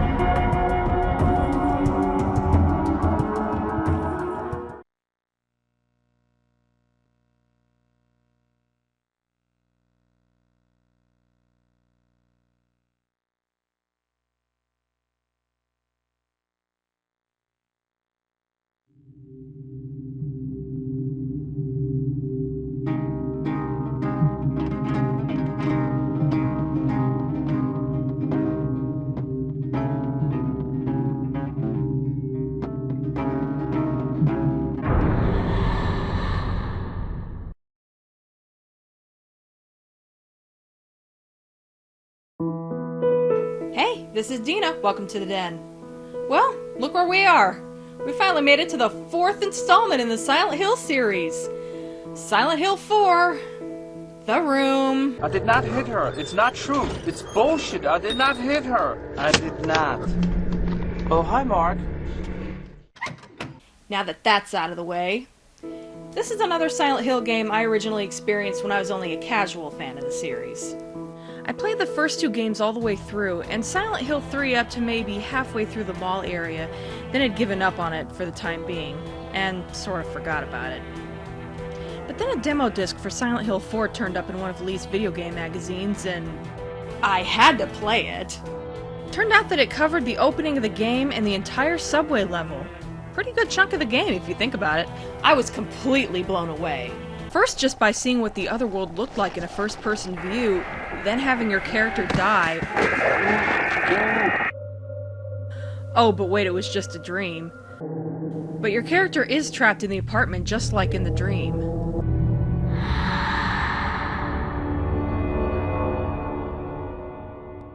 What the hell? You find a way out through the hole in the wall that takes you to another world, where you meet another person and... Who are you? Eventually find another hole, only to wake up in bed again. What? Another dream. But it seems so real. That was a serious mind screw to me when I first played it. And long after the game stopped making a production out of it, I still couldn't get over it for a long time. I was just like, wow, I go through a hole and I end up back in bed. Every time like it's normal. What the hell? What the hell? The demo ends on a serious downer. Are you okay? But God, it left me so intrigued. There's nothing you can do. Yeah, I know this is a spoiler, but it happens in the first level, and if you even just know about the existence of Silent Hill 4, you probably already know about this scene anyway.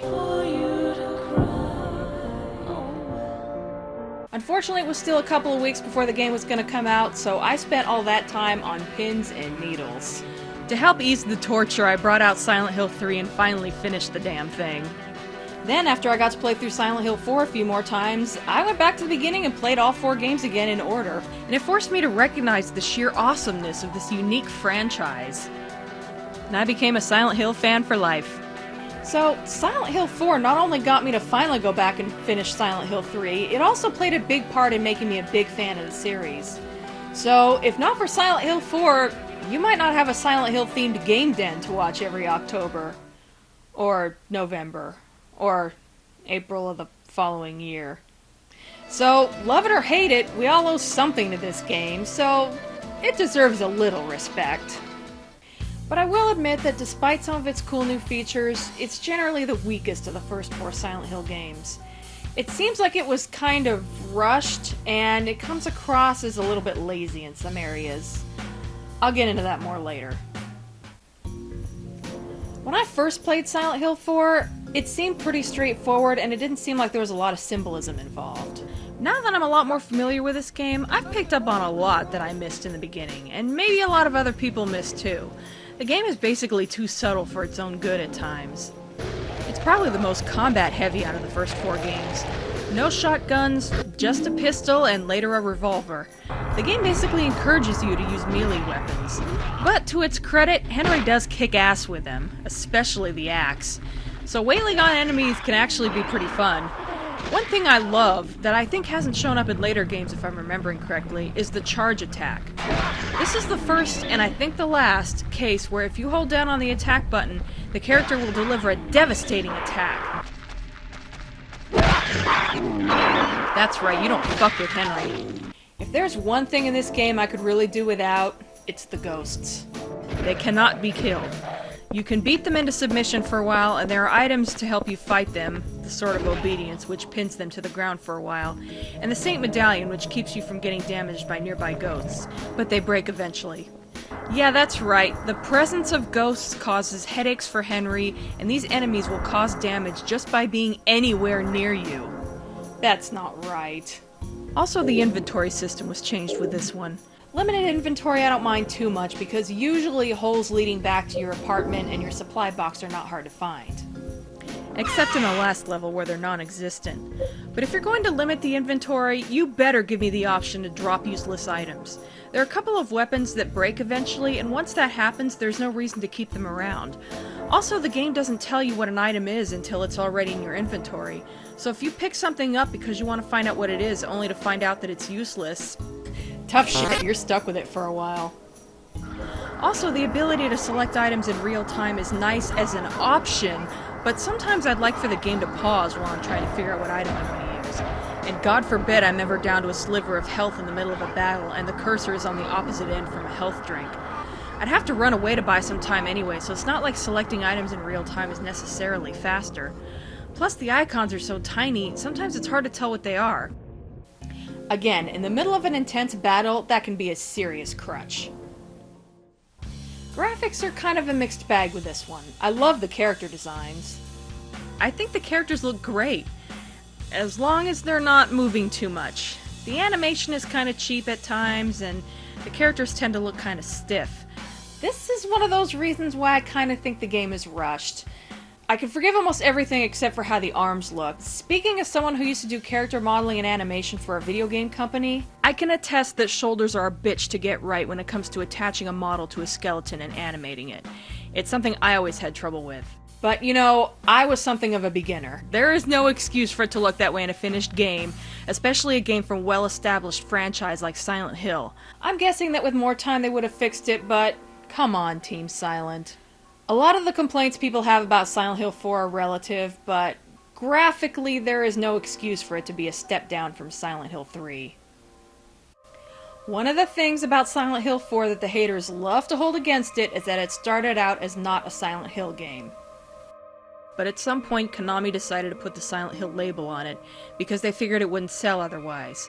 Now there is a lot of fan speculation about exactly what point in the game's development that the change happened. I scoured the internet trying to find out to no avail, but one thing that's pretty telling in my opinion is that every article I could find referred to it as Silent Hill 4, so it had to have happened pretty early in development. And you know what else? It was always going to be made by Team Silent, it was always going to have music by and be produced by Akira Yamaoka, and it was always going to reference Jacob's Ladder and all those other things where the Silent Hill series draws its inspiration from. So it was always going to be a Silent Hill game in spirit, if not in practice. So if you just don't like the game, fine. Just don't use "it's not really a Silent Hill game" as an excuse, because it's kind of a weak one. Anyway, I guess what I'm getting at is that this game has its good and bad points like anything else. Your mileage may vary, I guess, as to what the ratio of good to bad is. I'd rather focus on the good, which is mostly what I'm going to be doing. But more than anything else, I'm going to be talking about this game's story and the characters. Hopefully I can help people understand it better. You can decide on your own if the game is good or bad or somewhere in between, but at least you can make an informed opinion rather than just hating it because it's different. So of course there's going to be spoilers, so if you haven't played the game yet... Still timing! Yeah, what he said.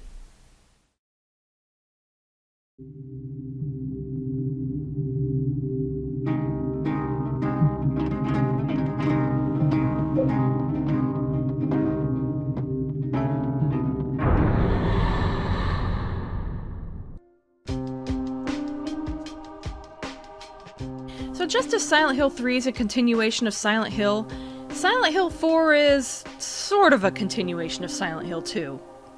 Rather than following any of the main characters, their fates are pretty much spelled out anyway with the exception of James, which varies on what ending you get. Silent Hill 4 takes a character who never appears in Silent Hill 2 but is mentioned several times, and mainly just used as a symbol to hint at the big reveal in that game, and makes that character the focus of this game. Of course I'm talking about serial killer Walter Sullivan. Actually, he's a combination of that and an article you find in Silent Hill 3 about an orphanage called Hope House, though it's called Wish House in this game, probably due to a translation screw-up. I'll get more into the details of Walter Sullivan later. You basically learn about him by learning about his victims, so we're gonna start there.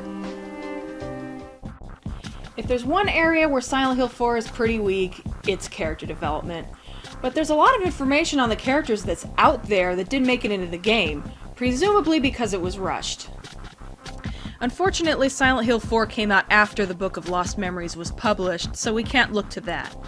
But the extra info about the characters ended up on the original Japanese official site for Silent Hill 4 and eventually onto translatedmemories.com. Who are you? What's your name? Cynthia is the first character you come across, and she makes an interesting impression. Will you help me find it? I'm kinda scared all alone. I'll do a special favor for you later. How messed up is it to be teasing a guy who has been in solitary confinement for nearly a week? Have some fun. Not that she could really know that, but still. Henry tries to help her out, but she keeps disappearing. There's a reason for that, which I'll get to later. Eventually, Henry does find her, but it's too late. It's just a dream, right?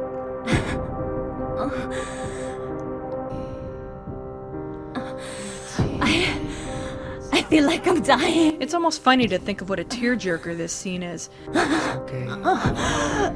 It's just a dream. We really don't know anything about these characters, but I guess the scene is just that convincing.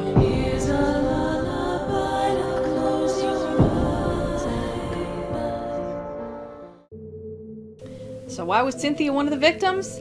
Well, it turns out that Walter had known who she was for a long time. They met when she was 15. She already had a habit of going to nightclubs, by the way. But he'd been stalking her since she was 5. Creepy. Apparently he wasn't too much older than her because he was nervous when talking to her. Not too different from how Henry is, probably. Also, this happened in the subway, which is why this is where she ends up in the game. She basically told Walter that he was repulsive and told him to bug off. Naturally, she was picked to represent temptation because she's such a flirt, to put it nicely. But I'm guessing her giving Walter the brush off had a little something to do with it too. It was partly revenge for that. I don't know if her name refers to anything, but it's clearly ethnic, Cynthia Velasquez, and the first syllable sounds like sin. Could be a coincidence, but I don't think so. That's right. This is just a dream. And a really terrible one, too. I hope I wake up soon. They're just up ahead in that weird building, operating some kind of crazy religious cult. You meet Jasper in the forest. He's treated with a lot less importance than Cynthia. In fact, when you get close to him, he just starts talking in-game. No cutscene or anything, and every conversation with him is one-sided. He gives you the chills, huh? This stone. I like to think that Henry finds him creepy and or annoying, so he tries to interact with him as little as possible. Can't say I'd blame him. Jasper is pretty off-putting. Door won't open. That nosy guy gave me something really good. I could let you have it, but not for free.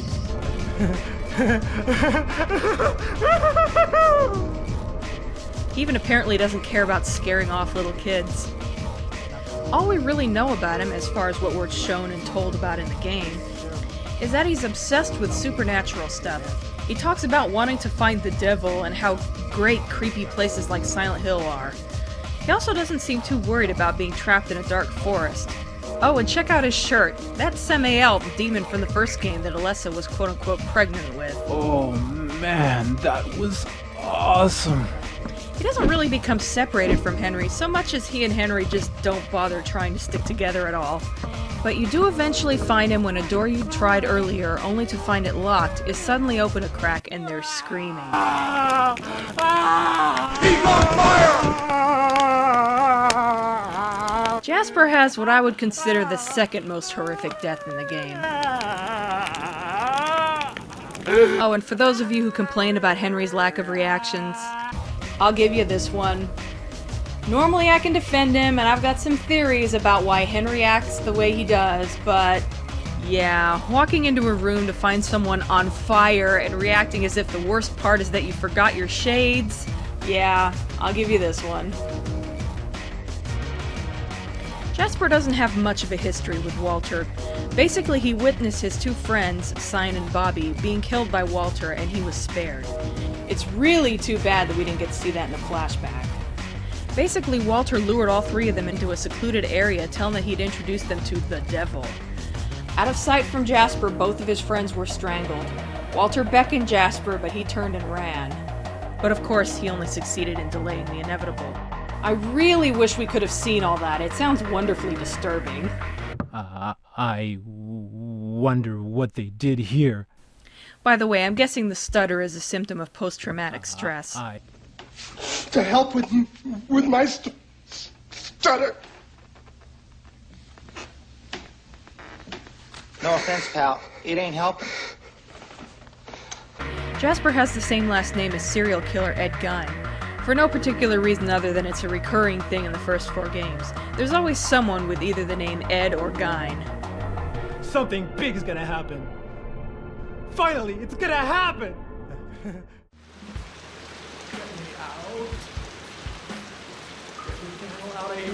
You meet Andrew DeSalvo in the water prison. There isn't a whole lot of conversation at first because he's too busy begging to be let out of his cell. But once he is let out, you stumble onto an interesting scene. I'm gonna die in here. Make me stay in there more. There's that kid again. Walk away.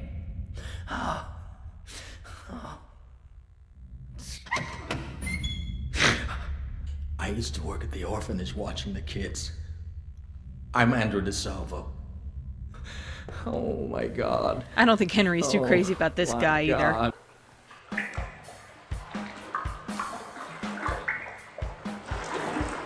It's just as well, though, because once again, you don't see him again until it's too late.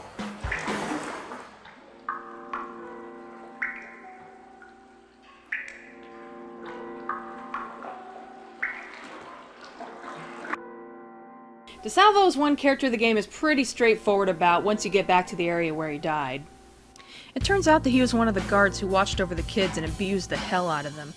He doesn't seem like the type with how skittish he is, but I think that's the result of him finally realizing just how bad his crimes were and how much he could suffer for it. DeSalvo is probably the only victim who arguably deserved what he got. Naturally, he symbolizes watchfulness. His name is reminiscent of de Sade, as in Marquis de Sade. Again, it's just a theory, but it's an interesting one, and it does fit with his role. They tried to make it seem like an orphanage, but according to that town's holy scriptures, it was actually the center of their religion. There's something going on in this room. What do you mean? I heard weird noises coming from inside there. Help! Hey, Richard, can you see anything from your window? No. Don't be rude, Toho. Everything looks pretty normal. Next up is Richard Braintree. He lives in the same building as Henry. You can see his apartment through your window, and he even shows up outside the door. But that's about it. Well, I'm gonna go call the super. Not because he's concerned, though. It's because he's a control freak who doesn't like anything unusual going on anywhere near his sanctuary.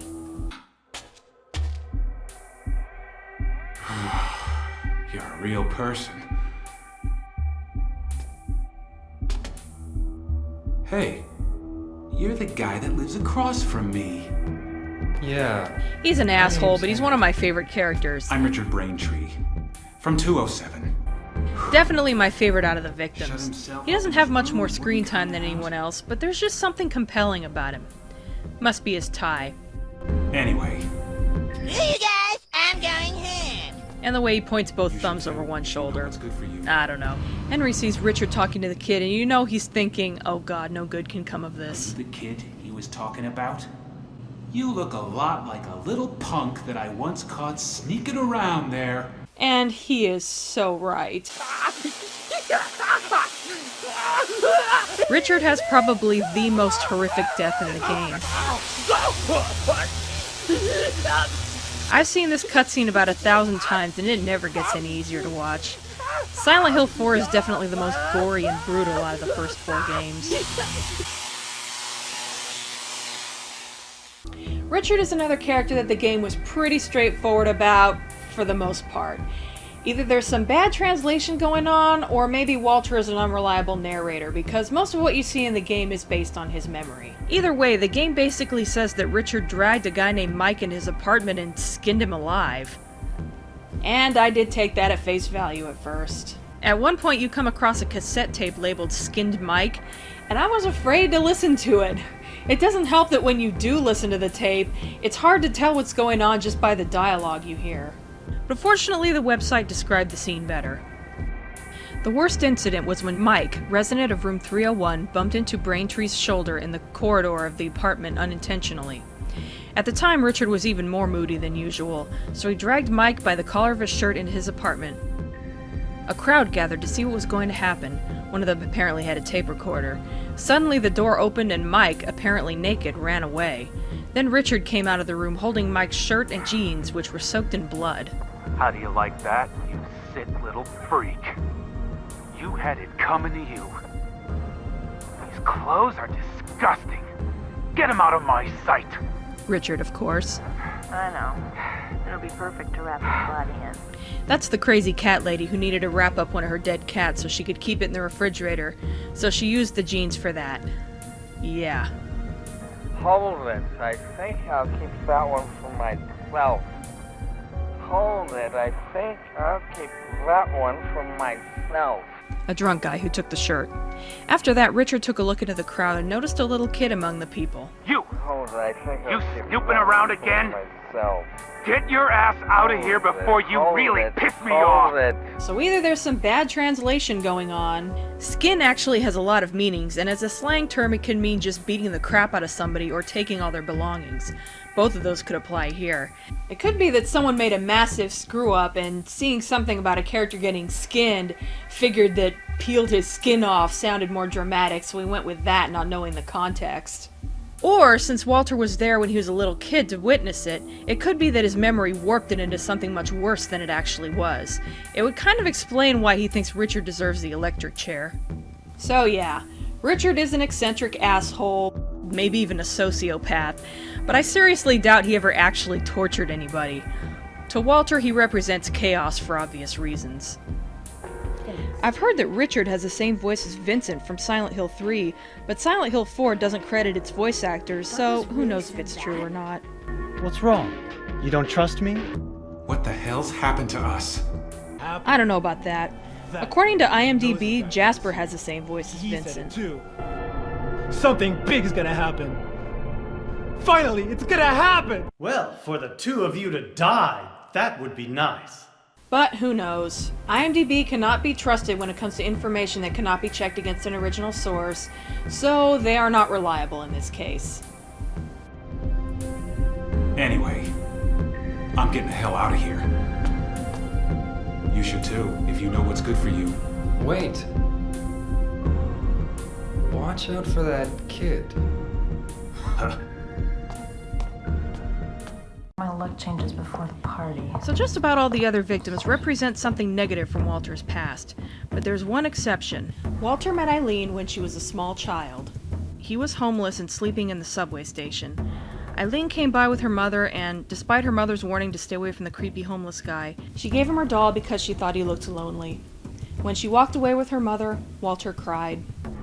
The scene where he relays some of this story to Henry is about the closest Walter comes to showing any kind of emotion or regret.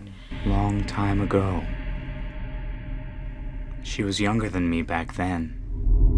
Notice how long he looks down at that doll, shaking his head. She looked so happy, holding her mother's hand. And then he gets rid of it. Here. I'll give it to you. Eileen is also the first person to notice that Henry might be in trouble, and really the only one who ever seems to care. How's it going with room 302? Yes, Eileen is a nice, sweet, caring person. In a Silent Hill game. Oh yeah, she's screwed. She does become one of Walter's victims, but he doesn't finish the job. Not that you can tell at first. Ever notice how Henry seems much more broken up over the death of the female characters than the male characters? Very soon you find out that Eileen is still alive in a hospital. Once you find her, she's a little upset. Eileen! Eileen, relax!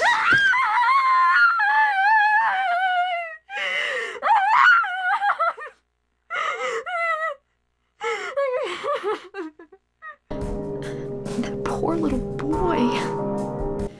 Despite everything, she still feels bad for Walter. I think this is a combination of her natural sympathy along with Walter's influence. Eventually she becomes possessed, but how much depends on how well you take care of her. If she takes only a little damage, there's only the occasional hint that Walter's memories are invading her mind.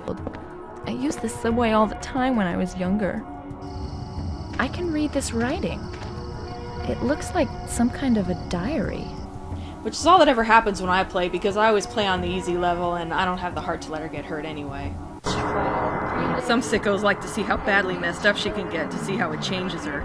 She reverts into Walter as a kid at times, and things only get worse from there. Henry! It turns out that she can't go through the portals like Henry can, so you're stuck with her for the rest of the game. Have you been here the whole time? Yeah? And I didn't see any hole either. You just disappeared all of a sudden. I can't stay here by myself. I'll be cursed. I know it. What am I gonna do? But on the upside, you can ditch her occasionally, since she can't climb ladders, and she does help you fight the monsters. So for all her faults, she can be an asset at times. Eileen represents the Mother Reborn. She does have some motherly qualities, but it seems like an odd choice since she was a little kid when Walter met her. I guess he stalked her into adulthood too. Yeah, still creepy. I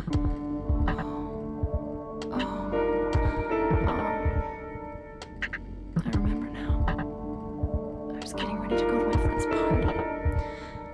The That boy protected me from the man with the coat.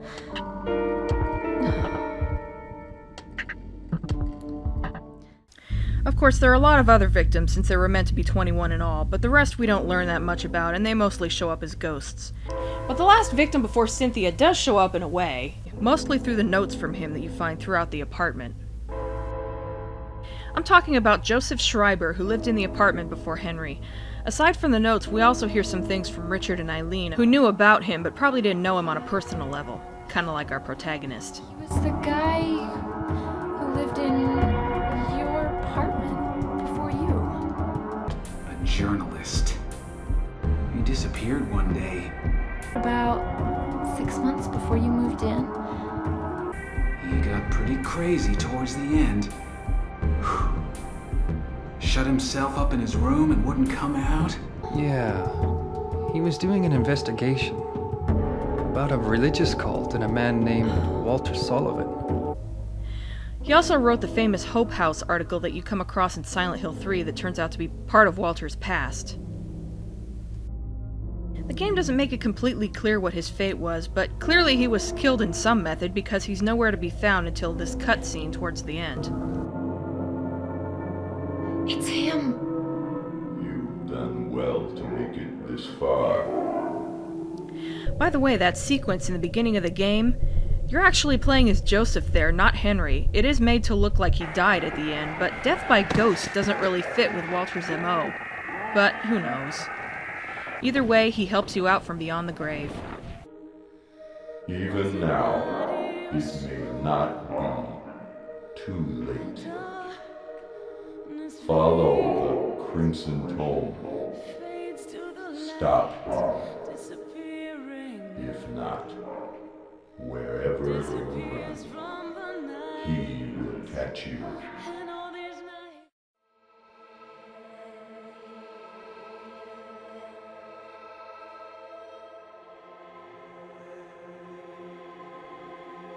So all of that brings us to Walter Sullivan. In some ways he boils down to a typical serial killer. He could almost be called a spree killer or a mass murderer, but according to the research I did, he fits the description of a serial killer best. Intelligent? Well, he went to med school, which takes a certain amount of intelligence, so check. Speaking of that, it's not unusual for them to be doctors, but that's mostly for mercy killers. They tend to come from unstable families. Having no family is about as unstable as you can get. As children, they are often abandoned by their fathers and raised by domineering mothers. More like abandoned by both parents and raised by a domineering guardian of sorts, but close enough. Their families often have criminal, psychiatric, and alcoholic histories. No idea, but his father does come off like an abuser. Little crybaby. They were often abused by a family member. Again, a guardian. Check this one out. From an early age, many are intensely interested in voyeurism, which we don't actually witness Walter doing much, but it is one of the main themes in the game. Many are fascinated by fire starting. Don't know if it's a fascination, but he's not above using fire as a murder weapon. They are involved in sadistic activity or torturing animals. Well, he did destroy a pet store full of animals. No details are given, but the newspaper article described it as butchering, so it had to have been pretty brutal. They mostly grew up in poverty. He mainly lived alternately in a cabin and a concrete cell, then became homeless. They were frequently bullied as children. Big check. Anyway, I could go on, but this isn't Serial Killers 101. I just found it interesting how much he fits the description of a real-life serial killers and thought I'd share. Team Silent did their homework, as usual. So here's a quick rundown of the history of Walter Sullivan. As a newborn baby, he was abandoned by his parents in their apartment, which would later be the apartment of Joseph Schreiber and after that Henry Townsend. Since the apartment was the first thing he saw, it became imprinted on him and he saw it as his mother, probably more like a second womb. But he was taken away from his mother and taken to a hospital, which he apparently remembers as being pretty scary.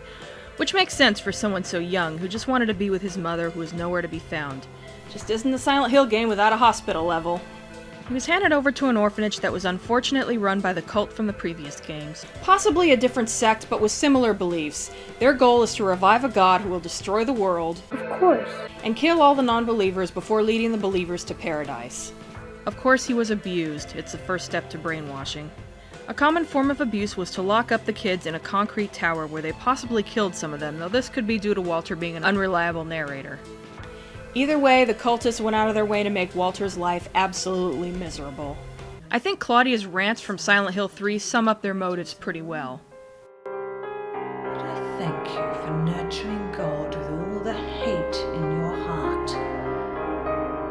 It's time for mankind to be released from the shackles of sin which bind them. What's worse is that hers is the romanticized version of the cult's release. Take away her intention to do the right thing in the end, and it gets really dark. To save mankind. Walter eventually learned that he could take the subway to find his mother. In fact, he was encouraged by the cultists, likely by Dahlia Gillespie herself, to go and do this as part of their brainwashing. They fill his head with ideas about how horrible the outside world is, then they let him see for himself. And he sees it exactly the way they intended. It helps that he perpetually ran into people who treated him badly. In the subway station, in the city, and the apartment building. Meanwhile, the cultists made him learn the 21 Sacraments and Descent of the Holy Mother scriptures, making him believe that he would revive his mother, but instead he's reviving the cult's god. And he was too steeped in his own delusions to realize this. I mean, he thought his mother was an apartment, for God's sake.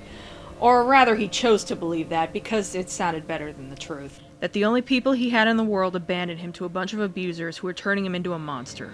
It sucks to be Walter. Once he was old enough to leave the orphanage, he went into studying medicine. I think I made a comment about something like this in a previous Game Den episode. There's just something so unsettling about a deranged doctor. Something about all that knowledge of human anatomy being put in the wrong hands. Yeah. So why did he go into medicine? Well, my guess would be that he wanted to perform the 21 Sacraments with as much precision as possible. But who knows? Remember this scene where we see him operating on a woman's corpse? What is he doing there? Is he removing her uterus? Is he performing some kind of abortion? One theory is that he studied medicine so he could learn how to perform abortions so he could save babies from having to go through what he did. I don't know about that. He seems a little more self-centered than that to me. Another is that he just got his kicks from dissecting bodies. Sure sounds like he's having fun. Yeah. Take a good look, Walter Sullivan fangirls. While you're fantasizing about comforting the poor Whoopi, he's fantasizing about cutting you open. Yeah, and here's something about Walter Sullivan I've noticed. He's misogynistic. Now, he kills a lot of people, and they all die pretty horrifically, but the most violent murders he attempts are on Cynthia and Eileen. One is stabbed to death, the other is nearly beaten to death. Now, his other victims probably suffer more, but these two take more physical energy to carry out, more rage. It makes sense, considering that just about all the women he's dealt with have treated him badly. Namely his birth mother, Cynthia, and maybe even Dahlia Gillespie. Not as directly as with the others, but it could be that deep down he knows he's being manipulated. And no, that is not a justification to slash him with Henry. Misogynistic does not mean gay. But I digress. As I've said before, most of the victims are people who have wronged Walter in some way, with the one glaring exception being Eileen, who is the only one to ever show him any kindness. She's second to the last victim. One has to wonder if she's basically the final test. Only if he kills and condemns the only person he ever cared about will he be worthy to complete the 21 Sacraments, or something like that. Clearly he couldn't bring himself to finish beating her to death, so he sets it up so that she's compelled to walk into a set of rotating spikes. Seems a little like cheating. Again, whether she suffers this fate or not is up to you. And if you're thinking of letting her die just to see if it looks cool, don't bother, it happens off camera. So I've mostly been talking about Walter when he was alive, and the undead Walter that you have to deal with in the game. But there's a third incarnation. Are you Walter Sullivan? That's what everybody calls me, but I don't really have a name or a home either. See, Walter committed suicide in his jail cell, making himself number 11 of the 21 Sacraments. But once he resurrected himself, he ended up being split down the middle and taking two forms. One is of the inhuman killing machine, who is an adult and probably looks the way Walter looked when he was alive. The other is a child who represents his desire to be with his mother and looks the way Walter looked at that age. But which is the good one and which is the bad one? Seems obvious at first glance. The big one that can kill you is evil, and the little cute one is good. But consider that there are 3 cases where we see little Walter interacting with another character. Jasper scares him, Richard threatens him, and he just plain dislikes DeSalvo, though we don't know why at first. And that character ends up dying horrifically. In the case of Richard, the kid is right there in the room with him and doesn't seem all that fazed by what's going on. In fact, it helps create a false feeling that Eileen dies too right after her attack because once again, the kid's right there. But as we find out later, the boy protected me from the man with the coat. It was little Walter who apparently stopped Big Walter from killing her. Silent Pyramid has an interesting theory. Little Walter, even though he seems all cute and nice, is mainly self-centered, and Big Walter is mainly just there to do what needs to be done so little Walter can get what he wants. He did save Eileen, but it could have been more along the lines of, "Don't kill this one, I like her." He points out that little Walter says words like I, me, and my about 15 times, along with a lot of other interesting little details to back up his opinion. But granted, little Walter shows a lot more humanity than Big Walter, who only has 2 very brief scenes that remind us that he's a human being. Or was. But at least he has those. Either way, they're 2 sides of the same coin, but what it comes down to is that it's not as black and white as one being good and the other being evil. It's time to complete the 21 sacraments. What are the 21 sacraments? Don't worry. You'll know soon enough. Well, let's go and see Mother. In Silent Hill games, the design of the monsters always gives you clues about the main character. And since Walter Sullivan is really the main character of Silent Hill 4, this game is no exception. Meet Silent Hill Dog version 3.0. Despite being a survival horror staple, they always represent something in a Silent Hill game. Usually, someone's fear of dogs. It is a pretty common fear. In this case, it's Walter's fear of dogs, apparently triggered by the pet store, one of the places he used to visit on the way to visit the apartment. The pet store owner, Steve Garland, had a big scary dog.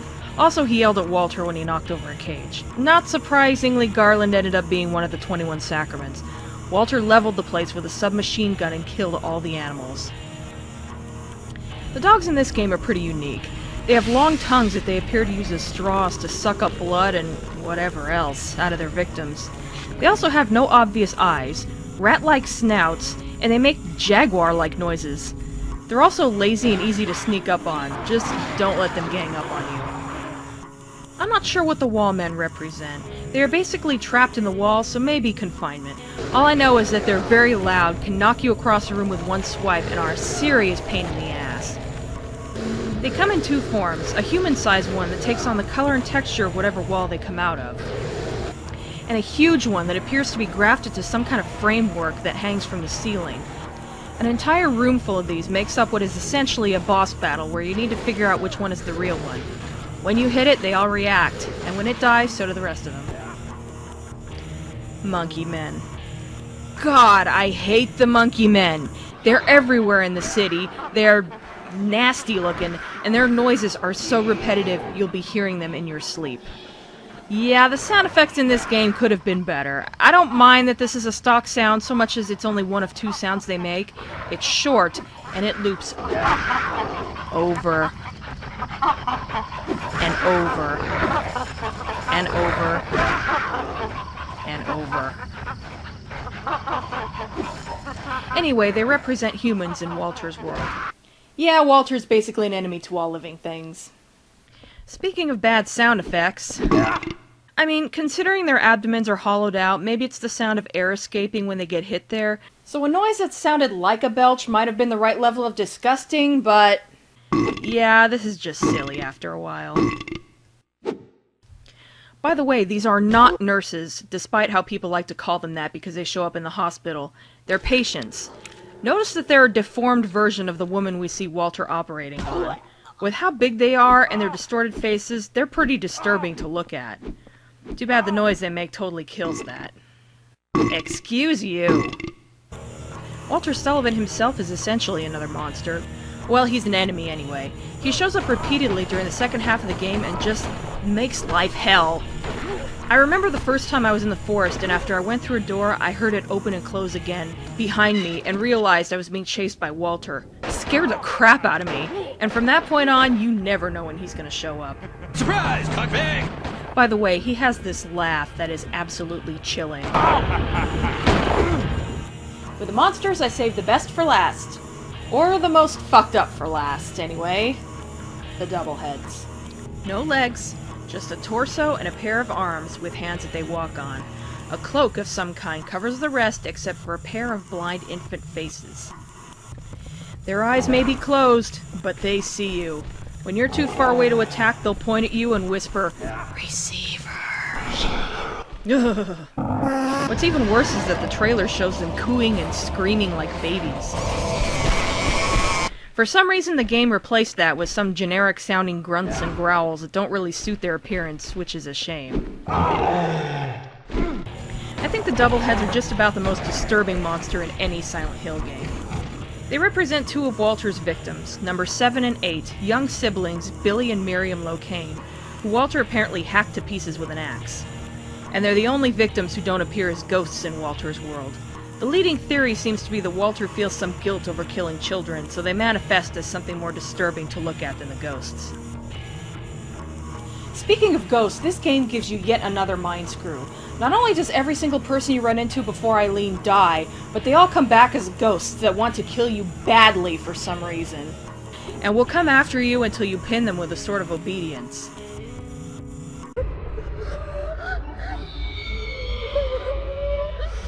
Of course, the only one we see Henry react to is Cynthia's. She has kind of a grudge thing going on with her super long hair and how she crawls and slithers on the ground.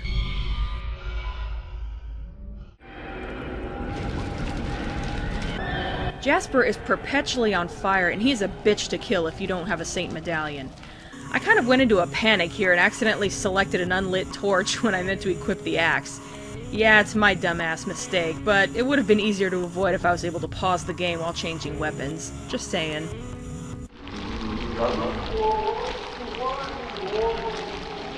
DeSalvo is really creepy.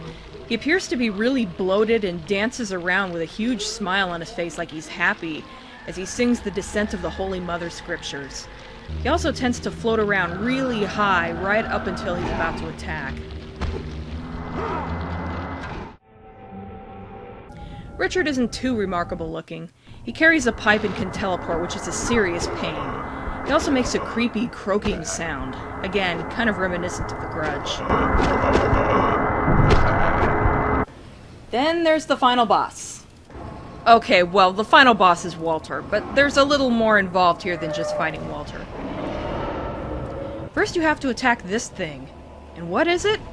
I guess Walter thinks it's his mother, but actually it's the cult's god. Some things don't add up, though. One thing that always struck me is, where did Walter's corpse go? Did it fall into the hole and somehow form this thing? I'm not sure exactly how that would work, but then again... This is Silent Hill. But anyway, Walter is insanely powerful until you injure the god. One theory is that the god is actually protecting him, which makes sense. The god wants to exist, after all, and Walter is helping it along, so... like the cult, it's only looking out for its own interests. No love for Walter. There's one monster who definitely doesn't show up in this game, Pyramid Head. So thank God I don't have to put up with that stupid box head showing up and screw... Sunday, Monday, Tuesday, Wednesday, Thursday, Thursday, Friday, Saturday, Sunday comes again. So there's one character I haven't talked about. He's the least developed character, yet ironically he's the character you play as. Henry Townsend. Even translated memories in the instruction manual don't have much to say about him. There's one of two reasons. A, Team Silent got really lazy with this one, or B, he's meant to be an avatar of sorts. He's supposed to be the player. Which would sort of explain why he doesn't talk much. Maybe you're supposed to mentally fill in the responses as he stands around and listens to the other person talk. Only problem with the second option is that the game is too linear for Henry to really work as a player avatar. The only choices you can make in this game are a handful of things that affect which of the 4 endings you get. You don't really get to mold him as a character. If this is what they were going for, I really wish they had drawn out some of the conversations and let you choose what Henry says in response, like you can do with Alex in Homecoming. You gotta be shitting me. So what do we know about Henry? Well, the only concrete things I can think of is that he's a photographer, whether amateur or professional isn't clear, but his work is good enough to put up on the wall, and that he's been to Silent Hill. Other than that, it's hard to speculate what aspects of his personality come from the traumatic experience he's been through, and which ones were already there. Like, is he so quiet and withdrawn because he hasn't spoken to anyone for at least a week before the story takes place? Or is he just shy? He has a kind of awkwardness to his body language. He kind of slouches and seems a bit clumsy, so I'm gonna say he's shy. But it's really a combination of the two. I mentioned before that the scenes involving female victims are much more dramatic than the ones with male victims. It seems like Henry just cares more about them. I tend to chalk this up to Henry being the opposite of Walter, in that Walter hates women, where Henry has a lot of respect for them. Or maybe he's just the sort of guy who's very protective of the women he comes across. That's kind of a running theme with the male leads in Silent Hill games. Harry's protective of Lisa and Sybil. James is off and on kind of protective of Maria, and he seems to care about Angela. I think he would protect her if she'd let him get within 10 feet of her. And later there's Travis with Alessa, somewhat. In the case of Silent Hill 4, I think the point is to make a contrast. The more Henry mourns the death or attack of Cynthia and Eileen, the more we realize how bad Walter's actions are. So Henry is shy, at least somewhat artistic, and caring. Though the latter's kinda hard to tell sometimes. I'll get to that in a minute. I think the game does a great disservice to his character by glossing over what he went through before the start of the game. All we get is a couple screenfuls of text telling us that he's lived in his apartment for 2 years. Oh, and by the way, he got locked in somehow 5 days ago. I got a letter. Silent Hill 2 actually started off in a similar way, but there's one big difference. We get to hear James fill us in on the details in his own words. And from time to time we're reminded through the dialogue of how much he misses his wife. I think handling Henry in a similar way would have gone a long way towards giving him better characterization. And that brings me to another reason why I think Henry's character is handled badly. There are plenty of opportunities for him to get some dialogue in during the second half of the game, but he barely says a word to Eileen after the cutscene where they decide to stick together, aside from calling her name a few times to get her attention. Eileen? Eileen? Eileen? And frankly, when you have Eileen saying stuff, especially when she's sounding hysterical, and Henry doesn't say anything back or react in any way because it's during gameplay, it kind of makes him come off, at best rude and at worst an insensitive jerk. Are you okay? And going by the earlier cutscenes, I really don't think that was their intention. This cutscene really got to me the first time I played this game because it's the first time it happens. I can't use a ladder with my arm like this.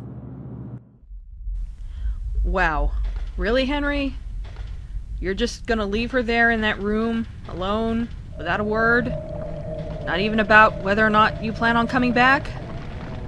Nothing? Okay then. And that's one of those things that bugs me about this game. It brings two people together for the entire second half of the game and barely develops their relationship at all, aside from the good ending where it's hinted that maybe they're on their way to becoming a couple.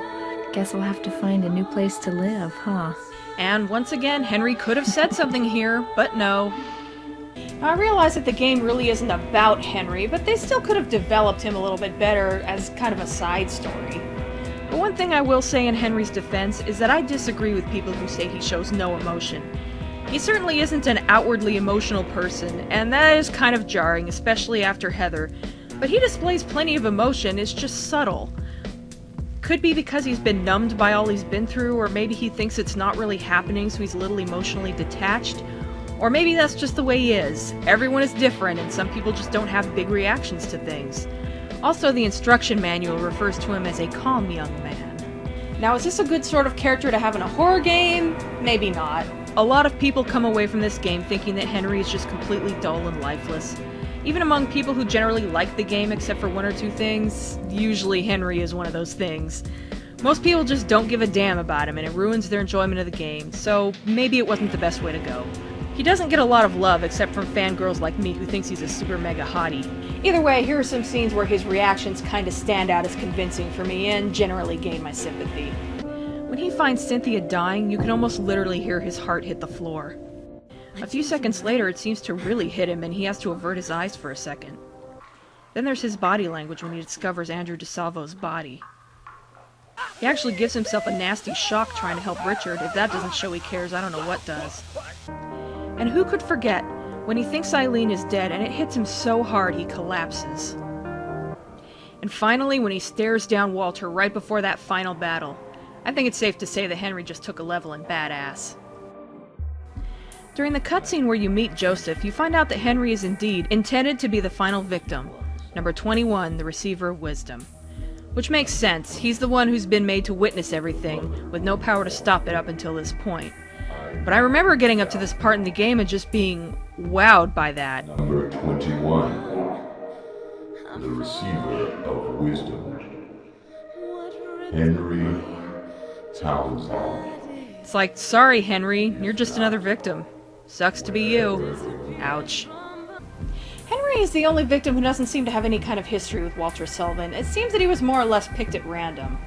I know most people aren't exactly enamored with Henry's voice acting. I think it's at least passable. I don't know where to start. And I'd imagine that it'd be hard to do a voice that involves downplaying emotion and doing it convincingly, so I give him credit for doing a pretty good job with it. I saw people getting killed. If you wanted to know, the actor's name is Eric Bosick. Yeah, I believe IMDb in this case because the information was entered either by him or his agent. He looks a little like Henry. More recently, he's played the main character in a Japanese movie that was done in English called Tetsuo the Bullet Man. I haven't seen it, but it looks interesting, even if the trailers are confusing as hell.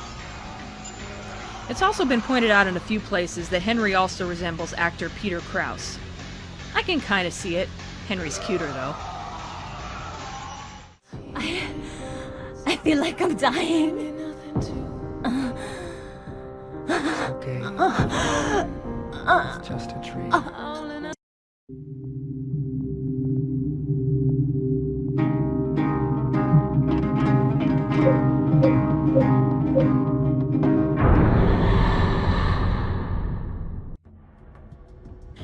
To finish up with Henry and Eileen, I just wanted to point out something interesting I stumbled onto recently. I felt kind of stupid for not realizing this a lot sooner, actually, but the more Eileen gets hurt, the more dramatic the cutscenes toward the end are, and the more interesting her interaction with Henry is.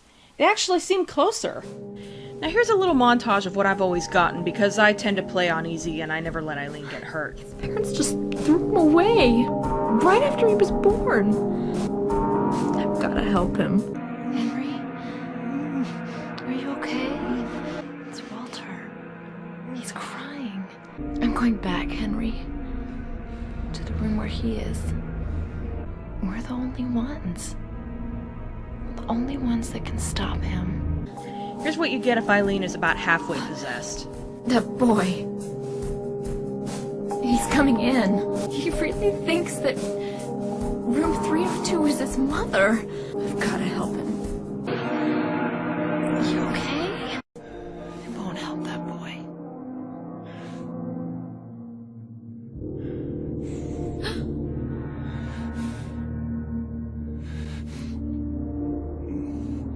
I'm going back, Henry Townsend. To the room where Walter Sullivan is. We're the only ones. The only ones who can stop him.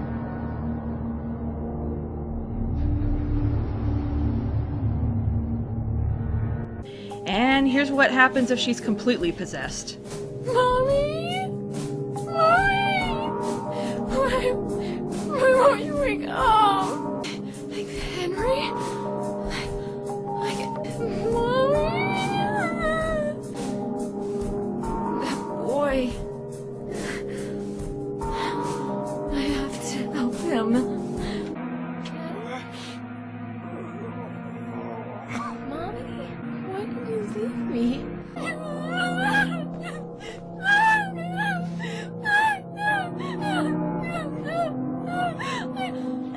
Mommy? I'll wake you up. I will. Story and character-wise, I like the middle one best. Henry doesn't get any more dialogue, but he seems to care a lot more about Eileen, or at least he's showing it more. And she leans on him more and doesn't abuse him. This is actually the kind of thing I would have wanted to see more of in this game. And it would have been nice if I didn't have to let Eileen nearly get ripped apart to get it. So I think I've mentioned it enough times by now that Silent Hill 4 references Silent Hill 2. Walter Sullivan is the biggest example. There's also the superintendent of South Ashfield Heights, who just happens to be the dad of James Sunderland from Silent Hill 2. Unfortunately, they don't really do a lot with that. His existence is pretty much just a shout-out to Silent Hill 2, and that's about it. I wish they gave him a chance to interact with Henry more. There might have been an interesting dynamic, with Henry being about the same age as James was when he disappeared. But the only time we see Frank is when he's trying to get into Henry's apartment and talking with Eileen a little. He does say this one big gem of awkward dialogue, though. There are a lot of strange things in this world. The umbilical cord I keep in a box in my room. Lately it's started to smell terrible. Huh? Umbilical cord? Oh. Well, I forget I said anything. Oh, well, when you put it that way. There's a picture hanging on Henry's wall that was given to him by Frank. Since the description states that James was never heard from again, people tend to take that to mean that Silent Hill 2's in-water ending is canon. But, well, if you want to believe that, it's your choice, but I don't necessarily see it that way. Considering the big reveal in Silent Hill 2, I think it's safe to say that if James survived the experience, he would cut off all ties with anyone he knew. He'd probably go live somewhere else under a different name, which may or may not be sadder than the in-water ending, depending on how you look at it. But I'd like to think that he at least survived and had a chance at getting on with his life. I'm sappy like that. But my point is, no matter what ending you go by for Silent Hill 2, James would probably disappear anyway, so I don't consider this an admission of James's death. This game has extras, but after Silent Hill 3, they're a little disappointing. Aside from the ubiquitous chainsaw and other crazy weapons, Eileen can get an Uzi, there are sexy outfits for Cynthia, like she needed one, and Eileen, both complete with jiggle physics. And that's it. And I find this a little disappointing. And it's not so much that the women are wearing sexy outfits, though they are lacking in creativity, and it was obviously done more for fan service than for fun in general, like the alternate outfits in Silent Hill 3. It's more that, well, Silent Hill games have a pretty decent female following. There are a lot of good-looking guys in the Silent Hill universe, and trust me, it does not go unnoticed. Just look up any of them on DeviantArt. Just make sure the filter is on. And so it kinda sucks that we got the Shaft here. I'm not saying it should be like what they did with the female characters, just, I don't know, put Henry in a tux or something. My name is Townsend. Henry Townsend. Give us female fans some love too, that's all I'm saying. Anyway, sadly there is no joke ending like, well, pretty much all the other games. Apparently there was going to be a UFO ending because if you use Action Replay or something like that to start the game with all the items, you'll find channeling stones in your inventory, along with a courtyard key and red oil. A Glauftus? I wonder what that would have been used for. Unpossessing Eileen, maybe? Either way, all of this was obviously scrapped at some point, which is a shame. Silent Hill 4 was influenced by a lot of media. A novel called Coin Locker Babies, which is a surreal story of two boys who were both abandoned by their mothers during infancy and locked in coin lockers at a Tokyo train station, and the difficult and strange lives they lead. I haven't read it myself, but going by the descriptions I've read, it's pretty easy to see how Walter Sullivan's beginnings were inspired by it. It's Japanese, of course, but it has been translated into English, in case you might be interested in checking it out. There's also apparently a movie being made. Of course, Jacob's Ladder has inspired pretty much all the Silent Hill games in various ways, but Silent Hill 4's opening is very similar to a deleted scene from Jacob's Ladder, not to mention the head twitching.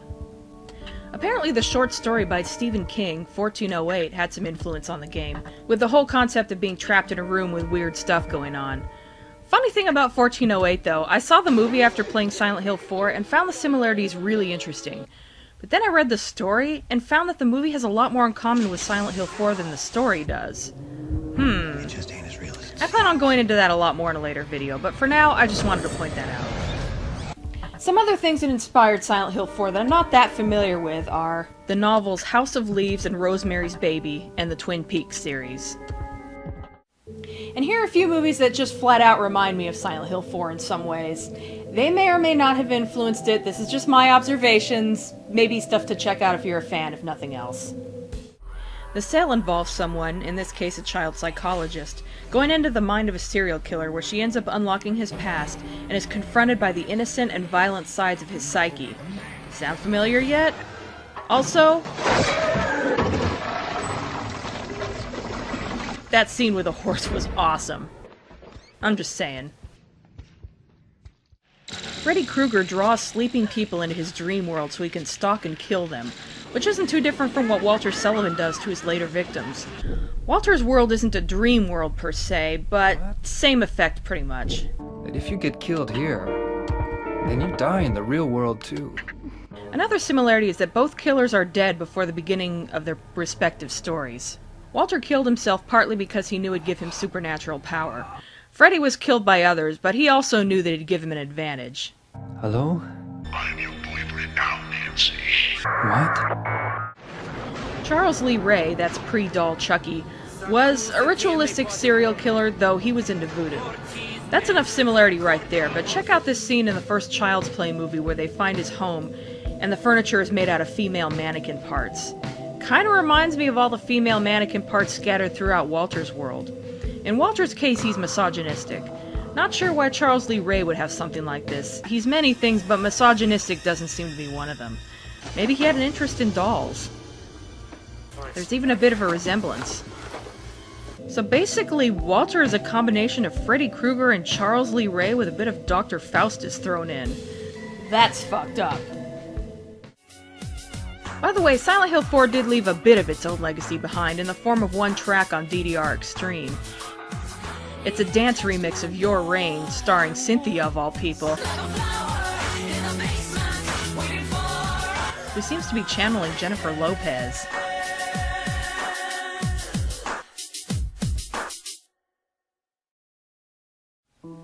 So I've spent a lot of time talking about how this game had a lot of potential, but there were some things it could have done better. I would love to see them take another crack at it and give the story the attention it deserves, but I'm not holding my breath. Then I figured that some kind of novelization from Henry's perspective could be awesome. It could give him more depth, give you some idea of what he was thinking about, help you understand his motivations, stuff like that. So I wrote one. It's called Silent Hill 4 Introspection, and, well, it attempts to do all that stuff I just talked about. I also give Walter more dialogue, without turning him into some kind of cliché villain, I think. Tried to give the supporting characters a little more depth, and I kind of expanded on the relationship between Henry and Eileen. Some may think I overdid it, and I admit I took it a little further than I intended. Sometimes when you're writing, the story can take on a life of its own, but I think it works in context. Considering I'm not a real serious writer, I've gotten a surprising amount of positive feedback on it. It ended up on TV Tropes page for fanfic recommendations. That was pretty cool. And a few people have actually recommended it to me in the comment section of my videos, not realizing that I was the one who wrote it. That tickled me. Technically, it's still a work in progress. I wanted to have it finished before now, but I just haven't had time. It's got a beginning, middle, and end, and it's up there so you can read it, but I'm currently in the process of rewriting it and basically polishing it up.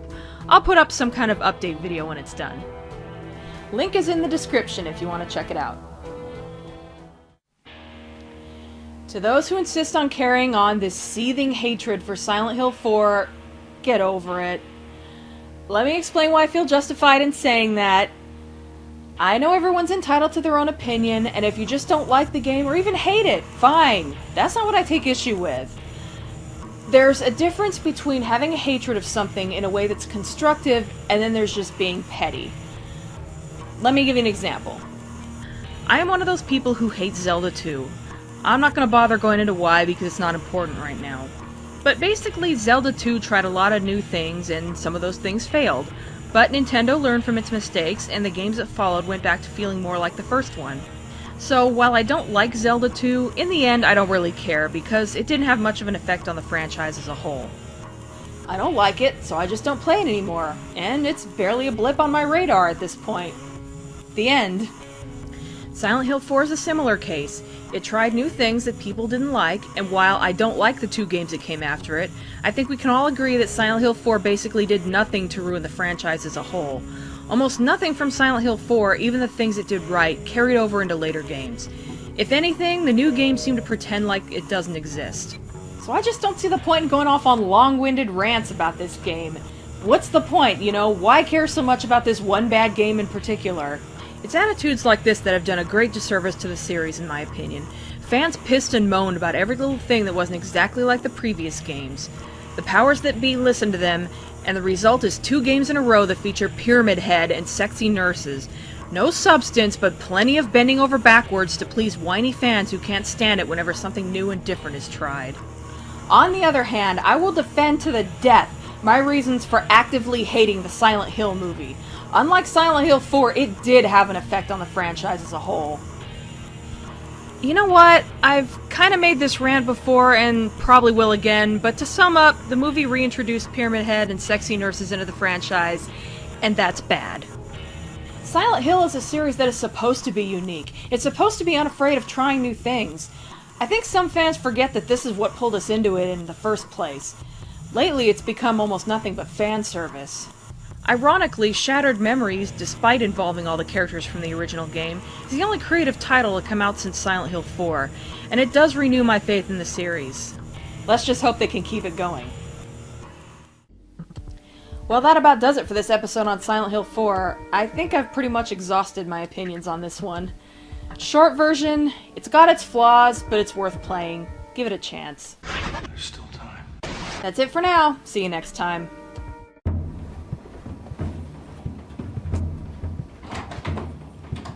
You gotta be shitting me! Don't go out. Bayless! Oh yeah? Lee's mom is gonna kill you for getting blood on her door. Oh shit.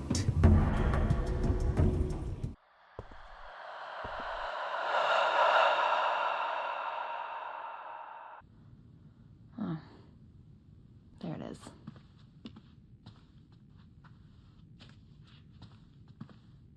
He's a peeping Tom.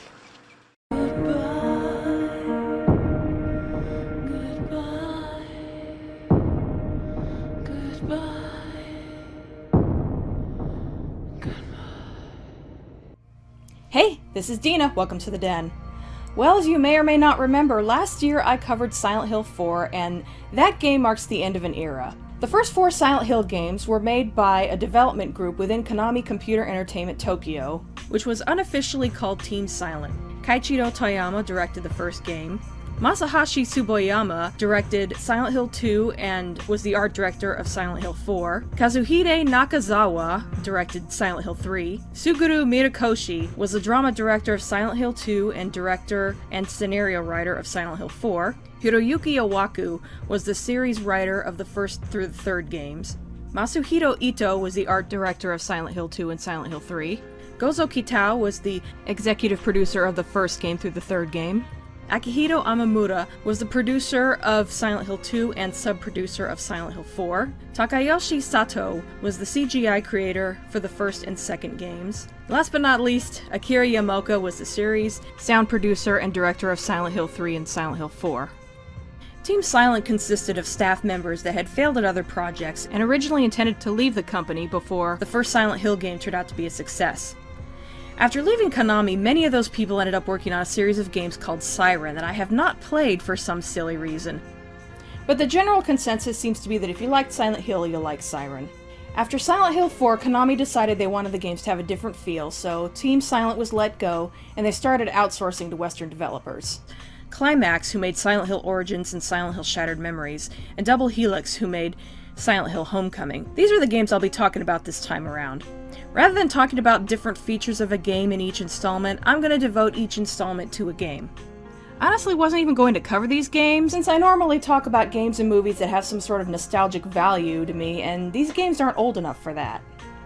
Also, I'm not really a fan of the first two, and I already did a Let's Play of the third, but I got a lot of requests to talk about these games. A lot of people want to know what I think of them. I don't normally take requests for the Game Den. It's usually gotta be a game that I've been into for a long time, but I decided to make an exception only because... This is Silent Hill. I know I've harped on this a lot, but now that I'm talking about these games specifically, I gotta address it directly. Look on the bright side, it'll probably be the last time I bring it up. Hopefully. Now, the first 4 games did reference each other, obviously, but they were really smart about it. Silent Hill 2 had almost nothing to do with Silent Hill 1 other than taking place in the same town, albeit a different part of it. Silent Hill 3 continued the story from the first game, and Silent Hill 4 continued the tradition by being something of a continuation of Silent Hill 2. The cult keeps popping up along with other aspects of the town history, but none of the characters make another appearance other than Harry Mason after his death. Yes, I know Heather is part of Alessa, but you don't literally see Alessa running around, even in flashbacks. Or Dahlia, or Dr. Kaufman, and of course Walter Sullivan only appears in text form in Silent Hill 2, and while James is mentioned indirectly in Silent Hill 4, we don't see him at all, no pictures on Frank's wall or anything. And the first 4 games never ever recycled monster designs, with only one exception. The Mandarins in Silent Hill 2 basically showed up again in Silent Hill 3 as the Closers. Since you never really saw the Mandarins, since they were always underground beneath chain link, I think that one is forgivable. The only recurring monsters in the first 4 games were dogs and nurses, and the designs were different enough that it didn't feel repetitive. In fact, I kind of liked having a couple of vague similarities like that between games. It kind of helps to tie the series together. Now, I am not someone who is obsessed with Japan, so don't get the wrong idea, but in my opinion, when they took the series away from Team Silent and had the Western developers take over, it changed, and generally not for the better. All of a sudden, Pyramid Head and almost the exact nurses from Silent Hill 2 had come back, along with monsters that looked a lot like the lying figures from Silent Hill 2. What it seems happened is that the developers, or maybe even Konami through executive meddling, decided that the best way to make successful Silent Hill games was to take previous games that are considered the best by most fans, that'd be the first 2, and basically copy them. Or it could be that these new developers were such big fans of the old games that they wanted to have fun with doing their own take on Pyramid Head or whatever, and ended up getting carried away with it. Now, it's not that I don't think an American or European company is capable of making a good Silent Hill game. I mean, a really big chunk of the material that influenced Silent Hill comes from America, after all, like Stephen King, David Lynch, and Jacob's Ladder. And anyone who has watched my Let's Play of Shattered Memories knows that I actually love that game. Maybe Climax needed to get playing with Pyramid Head out of their systems before they were able to make something unique and awesome. Speaking of Pyramid Head, I've had people try to defend how he keeps showing up in later games. Some people have told me that they just like Pyramid Head as the role of an executioner and don't mind seeing him in later games. To that I say to each their own. I don't expect everyone to agree with me. But I once had someone compare a Silent Hill game without Pyramid Head to a Resident Evil game without zombies. On that sort of argument, I gotta call bullshit. For one thing, there's no real need to have Pyramid Head showing up in more than one game. As I've said before, I felt that Silent Hill 3 and Silent Hill 4 were pretty creative with taking the general concept and doing something different with it, Valtiel and Walter Sullivan respectively. Not to mention that the first game was amazing on its own without any sort of Pyramid Head-like character. I don't care how much the movie wanted to retcon that. A better analogy would be if, starting somewhere around Resident Evil 3, they brought back the Tyrant and proceeded to have him show up in every single game with a role that could have easily been given to some new monster. But I digress. For better or for worse, the games definitely have a different feel now. What it comes down to is that I find the monster designs rather disappointing in those first 2 games. Now, not all the monsters are copies of those from other games, and I'm not necessarily saying that it completely ruins these games either. It's just something that rubs me the wrong way. Paying homage to Silent Hill 2 isn't necessarily a bad idea, but there are better ways they could have done it. It just feels to me like they were trying too hard and kind of missed the point.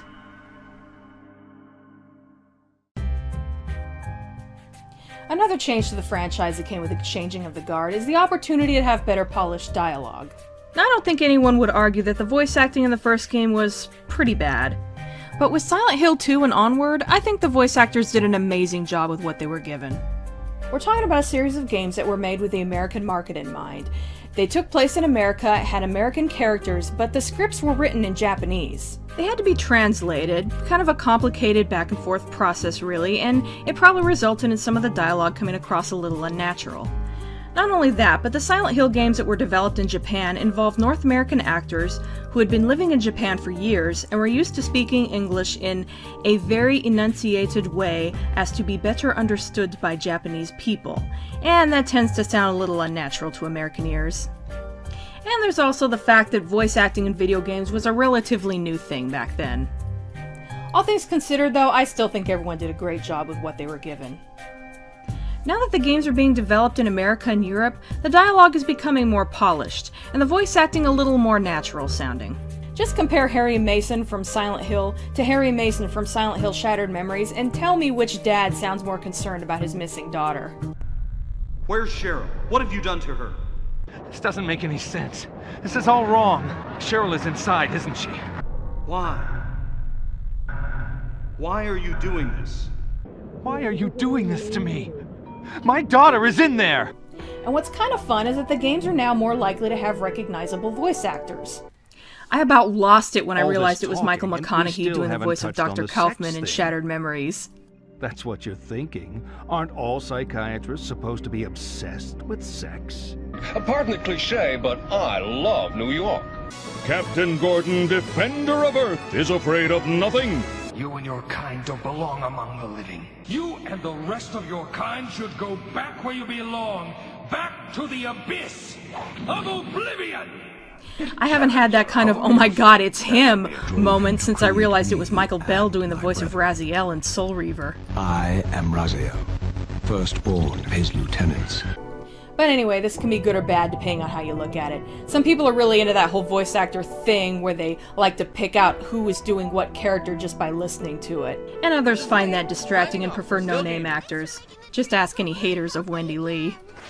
Oh, what the fuck? As for me, I'm one of those people that likes to be able to pick out voice actors I know. It's sort of like a game, but it's not important or anything. As long as I feel for the characters, that's really all that matters.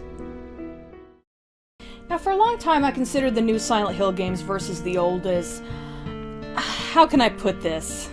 If I may. Okay. You know, you read what others had done, and you took the next step.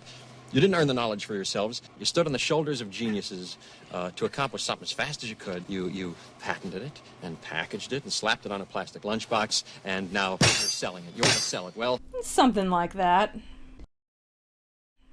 But researching these videos did force me to go back and re-experience these games all over again. Do I still have a lot of bad stuff to say about them, or have I softened up on them a little?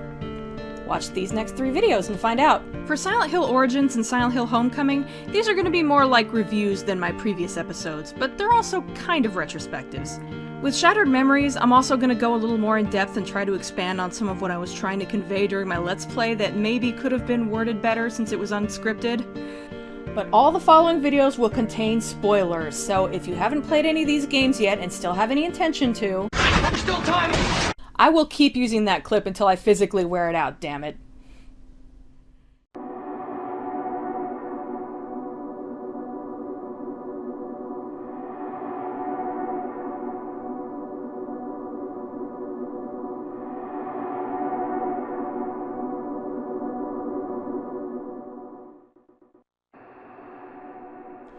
Oh, Silent Hill Origins.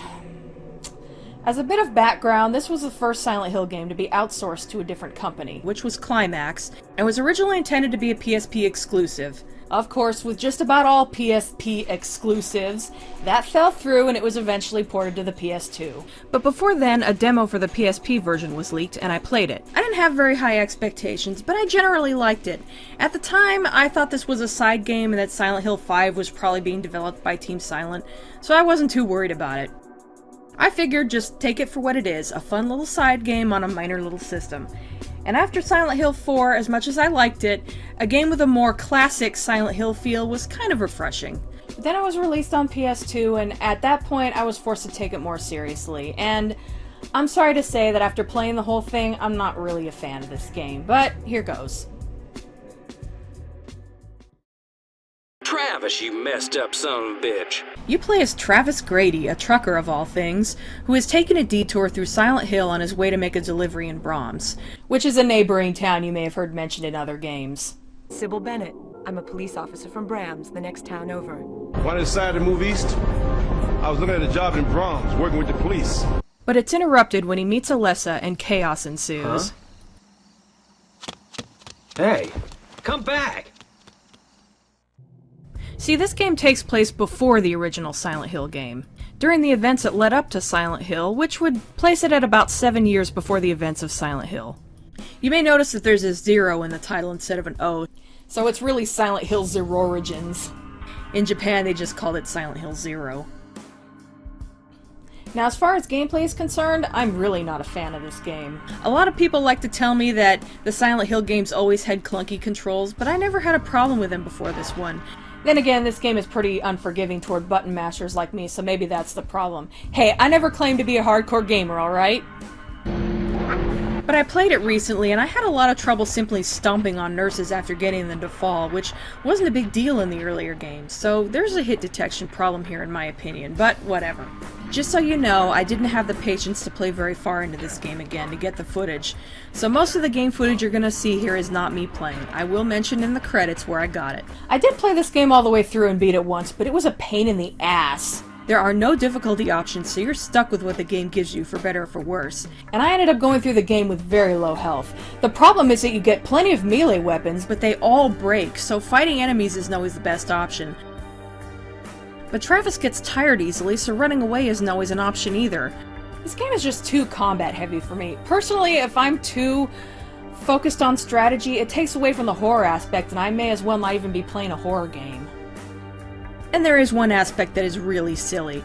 I think this is in response to complaints people had about Silent Hill 4's limited inventory. Travis can pick up a ridiculous number of large objects and just carry them around with him somehow. By the end of the game, you could have like 10 portable TVs and 15 toasters. Where the hell does he keep them? His jacket's not that puffy. What'd you do, jump ship? Huh?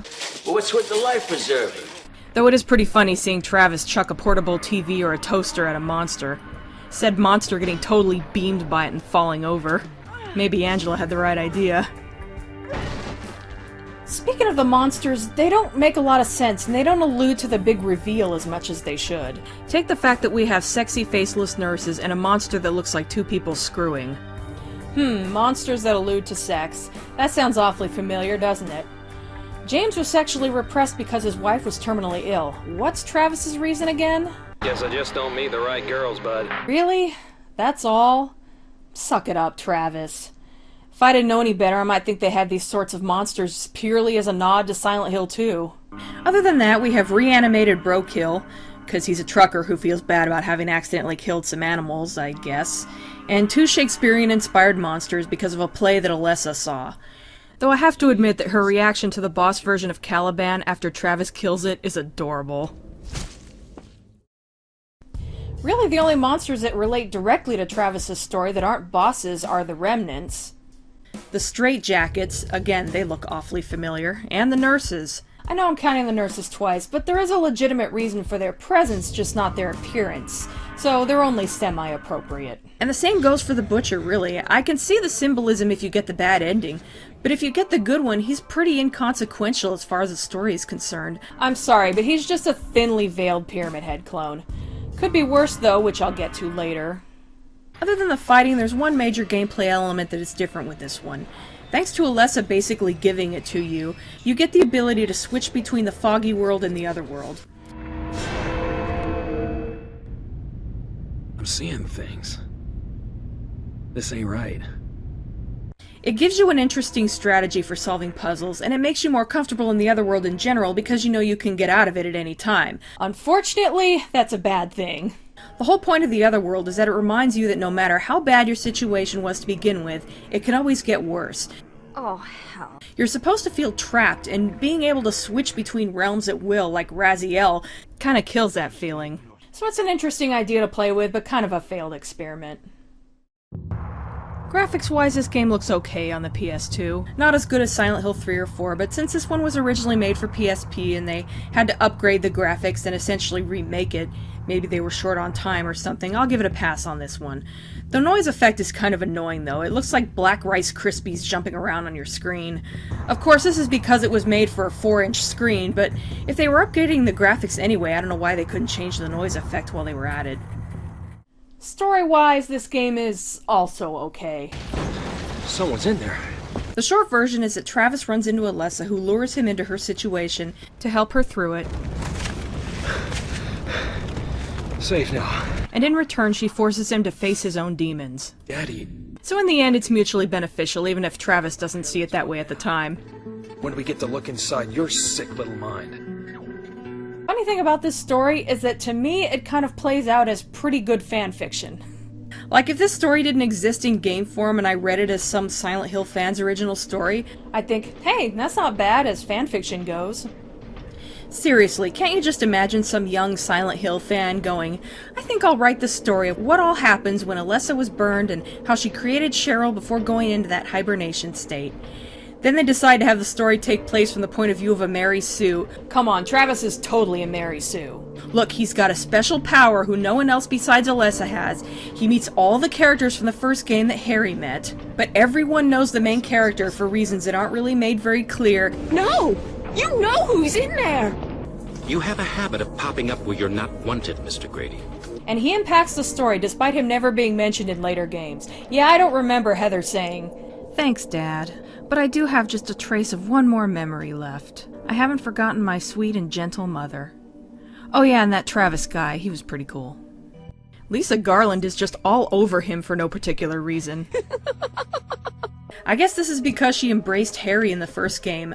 I always thought it was because she was desperately scared and alone and was relieved to see another human being. I guess I was wrong, because apparently she just goes around glomping random strangers all the time. It's a Silent Hill thing, you wouldn't understand. Speaking of Lisa, they also randomly pair off two characters who had no business ever being in a physical relationship, which is another one of those annoying fanfiction staples. Why? How does this somehow lead to the events of Silent Hill? Kaufman got her hooked on drugs so he could force her to keep working for him and take care of Alessa. How does adding "oh, and they fucked that one time" add anything to the story other than some very mild shock value? Seriously, I don't know which game is more cruel to this character, Silent Hill 3 or Silent Hill Origins. I could be a star! The only character from the first game that I feel they really do justice to, despite his random fling with Lisa, is Dr. Kaufman. Time to put her pawn to sleep. Good night. He just comes off so cold and creepy. Isn't it time you left town? I can't. Try harder. I can firmly believe that he's the monster who did what he did to Alessa. Boy, does he ever deserve what's coming to him 7 years down the road. For whatever it's worth, I do like Travis. He has that likable everyman quality that a Silent Hill protagonist needs, and it works. I'll admit it, I don't even really have a reason. I just like the guy. Come out. I've got your thing for you. His story's pretty compelling. Basically, when he was a child, his mother went clinically insane and tried to kill him, and then was committed. I'm not dead. Locked away. Out of sight, out of mind, not dead. Then eventually his father committed suicide, leaving poor Travis to find the body. Daddy, wake up. Please, Daddy. I'm not sleeping, son. Daddy. You knew I wasn't sleeping. Of course, he suppressed these memories and is confronted with them years later when he visits Silent Hill. Dad, how could he do that to himself? Yikes. Although when compared to the paths of similar main characters like James, Heather, and Walter Sullivan, his story seems a bit weak. Don't get me wrong, it's a sad and terrible story, but I don't think it quite reaches Silent Hill levels of sad and terrible. And while I complained about the monster designs in this game, I do think that two of the bosses, namely the memories of Travis's parents, are pretty damn cool and horrifying. So what it comes down to is that nothing much was added to Alessa's story, and Travis's story isn't quite compelling enough to stand on its own. With chasing Alessa around and Dahlia and Kaufman popping up from time to time to say cryptic things, along with monsters that were taken almost straight from Silent Hill 2, including a Pyramid Head clone, even if his design is pretty cool, along with the fact that the game doesn't have that much to offer on its own, it basically comes across like Silent Hill 1 and 2 light. It's not offensively bad, but it's not great either. It's just a little too safe and kind of unnecessary. And that's my take on Silent Hill Origins. Time you faced up to what happened. Your mother and I will see you in heaven, son.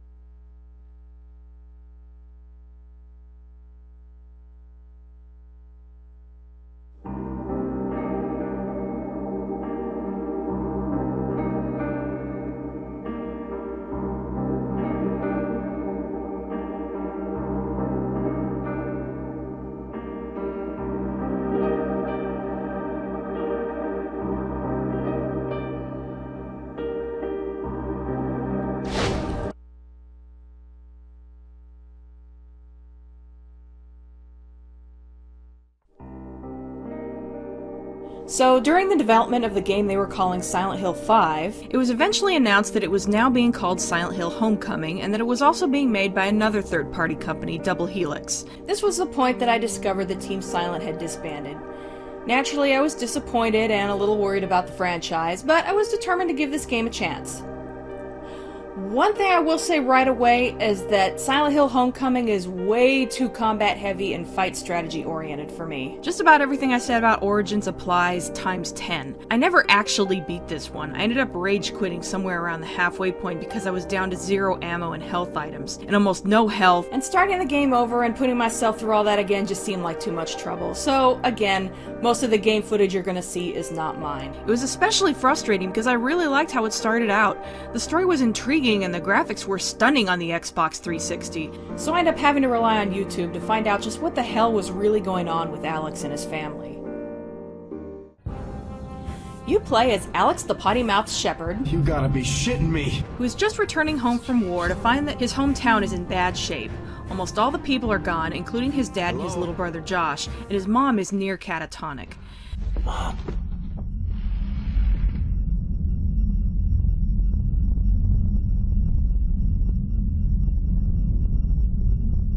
Alex. What are you doing here? You find out pretty quick that Alex isn't very well liked by his family for no apparent reason, or really anyone else he comes across. Alex, I can't talk right now. I'm very busy. That really struck me the first time I played this game. He's a soldier returning to the small town where he grew up, and everyone treats him like crap. That's rather unexpected. Alex? The only one who is actually happy to see him is Elle, a childhood friend and obviously a love interest. It's not outright stated, but their body language makes it pretty clear. Hey, Elle. Your mom told me I might see you around here. Oh my god, it's so good to see you. But even she is annoyed with him for leaving so abruptly. I had no idea. And if you did, would you have done anything about it? Before I go any further with the story, I want to talk about the general look and feel of the game. This was the first Silent Hill game to come out on this generation of consoles, and it is freaking beautiful. The ambiance is amazing. When the lighting is just right, sometimes during a battle, you'll catch yourself in the monster in silhouette, and it just looks so epic. During the point before I rage quitted, my favorite area to explore was the cemetery. Everything just looks so pale and dreary, perfect mood for where you are. I also thought it was neat how nearly all the gravestones have writing on them that you can read. It's just so detailed. I don't know if this was all that new, but it was the first time I ever saw it. At least it's the first for a Silent Hill game. You actually saw Alex open doors, and you didn't have to wait for the game to load the next room. It just feels very fluid and realistic, especially when you're going through the gates in the cemetery. In Silent Hill 4, even in the forest where you could theoretically see the next area, you'd still have to wait for the screen to fade to black and then come back as the next area loaded, while the sound of a gate opening and closing would play. It didn't take any longer than it would to go through a gate in reality, but the fade out, fade in thing felt a little awkward and it kinda took you out of it and reminded you that you were playing a video game. It seems like a minor thing, but it's one of the little things about the visuals in Homecoming that really draws you in. Everything looks so good and you can really interact with your environment. You can even push around furniture and knock it over. I get a kick out of that for some reason. I also think it's cool watching Alex squeeze through tight spaces and duck under things as he's moving around. And I never get tired of watching him break through wooden boards with the axe. The Silent Hill series has always been good about having realistic-looking characters, and this game pretty much tops the previous ones in that regard. They're really well rendered, nicely detailed in both model and animation. Maybe a little more detail in the teeth than is needed, but whatever. Only a couple characters look a little off to me. Elle, and I can't put my finger on why, and Mayor Bartlett looks kind of cartoonish to me. Again, I'm not sure why. That's the problem with shooting for as much realism as they are. You risk having an uncanny valley effect, but that's nitpicking. Alex looks really good, and yes, I mean that in more than one way. It doesn't hurt that he looks so much like David Boreanaz to me. But seriously though, he's very expressive. I could watch his eyes dart back and forth with realization all day. Alex's dad looks especially realistic somehow. The lighting here might be helping somewhat. Also, the voice acting is absolutely spot on as far as I'm concerned. Probably the best of any Silent Hill game up to this point. Okay, enough raving over the good parts of this game. On to the story, which itself has its good and bad points. Alex keeps coming across his brother Josh, who he keeps having to chase after. Yeah, I know that sounds familiar, but at least it's not an incarnation of Alessa this time. What you gradually learn is that Alex's ancestors were members of the Silent Hill cult. From the movie, kind of. Don't think I won't get into that later. This game is really dark, and for a Silent Hill game, that's saying something. And it's about to get darker, actually. In a move I'm actually not too crazy about, the story sort of switches gears. After a dramatic scene between Alex and his mother... Stop pretending you care about me! Start telling me what's going on! Josh was the only one you ever cared about. And I can help him, if you tell me the truth. She is kidnapped by the quote-unquote cult. He follows them to Silent Hill, and he eventually finds her on a rack where you can choose whether or not to end her suffering by shooting her in the head. Yeah, it basically becomes Silent Hill the movie meets Hostel. Although this contraption makes me think more of Saw. Although it's not too bad at first. I actually like how the drama plays out with Alex and his parents. They've treated him badly all his life, and now they're paying for it. Big time. Having them being in agony while having their final words with him and how they're begging for forgiveness, it adds a little something extra to these scenes. Alex doesn't get any joy out of this, but he takes it better than most people probably would. I love you. I just think it's interesting how it all plays out. They're two very powerful scenes in my opinion. You hate me. It's okay. I'm a soldier, just like you wanted. During the second one, we find out that Alex wasn't a soldier after all. Ouch. No, that's not true. No! I know. Don't think I also won't mention this later. Sometime later, Alex is knocked out and taken to a room where Judge Holloway is. She's Elle's mom, by the way, and she has some interesting things to say about what's going on. Family is the most important thing, Alex. I would do anything to protect them. That's why I sacrificed my daughter. What? 4 families, the Shepherds, the Holloways, the Fitches, and the Bartletts, decided that they wanted to leave the cult and found their own town. The cult would allow it on the condition that every 50 years they would each sacrifice one of their children. As if child abuse and death isn't disturbing enough, the methods used were pretty extreme. The Bartlett child must be buried alive. The Fitch child must be dismembered. The Holloway child must be strangled. And the Shepherd child must be drowned. Of course, they're not shown in graphic detail or anything, but we get little glimpses here and there, and really just knowing is enough. Compare this to the other 2 Silent Hill games that involve child torture, 1 and 4, where it's only mentioned through dialogue and text. Something interesting about Judge Holloway. Every other parent who has had to murder their child has gone practically insane with guilt. Mayor Bartlett drinks heavily and has a weird habit of digging up graves. Dr. Fitch has taken to brutally cutting himself every day, and Alex's parents could even bring themselves to do it. But not Judge Holloway. She seems perfectly fine with strangling Elle's sister. Speaking of Elle, she's in another room, and Judge Holloway has just ordered that she be cut up with a circular saw. Then she picks up a power drill, and now it really is about to be like Silent Hill meets Hostel. Oh my god! Yeah, this isn't a cutscene where you could look away if you didn't want to see Alex get a power drill to the thigh. You've got to watch the screen in case that button the game is telling you to hammer on changes. I didn't get anywhere near this point in the game when I quit, but if I had, I probably would have thrown in the towel here.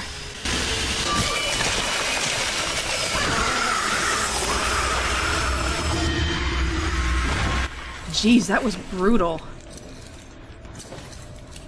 So Alex saves Elle from Curtis.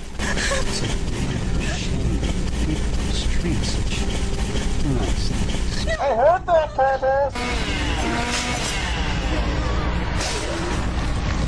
And eventually regains his memories of everything that happened.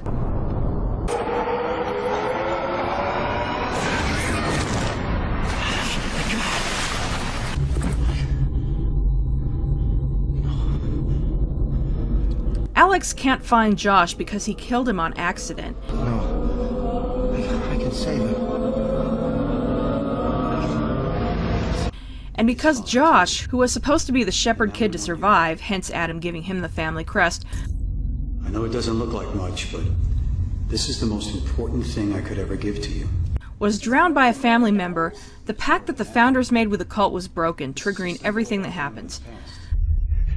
Here, buddy. Take this. But of course, all Alex cares about is that he killed the only family member who he ever had a decent relationship with. Ouch. And so this very dark story comes to a very sad end.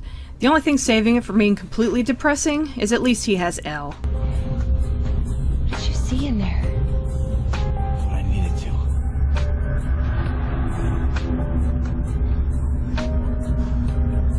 Aww. Smile.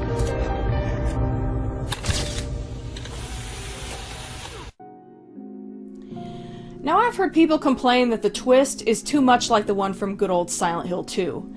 It is similar, but there's enough else that happens in my opinion that it doesn't seem too repetitive. I mean, Alex discovers that he killed his brother about the same way that James discovers that he killed his wife. Okay, but Alex also discovers the Founder's pact with a cult and how it involves the murder of the town's children, the reason why his parents always treated him badly, and that he was in a mental institution instead of the military. That's like a quadruple whammy, so I give it a pass for this particular similarity to Silent Hill 2, because at least it isn't the only revelation. If it was, I'd probably be a lot harder on it. As for what I don't like about the game, well, I already talked about how the game is too combat heavy, which is likely the thing that will ever keep me from playing it again. But as far as the story and setting, you know, at least with Origins it could be argued that the movie only inspired it to include enemies that looked similar to the ones from Silent Hill 2. But Homecoming?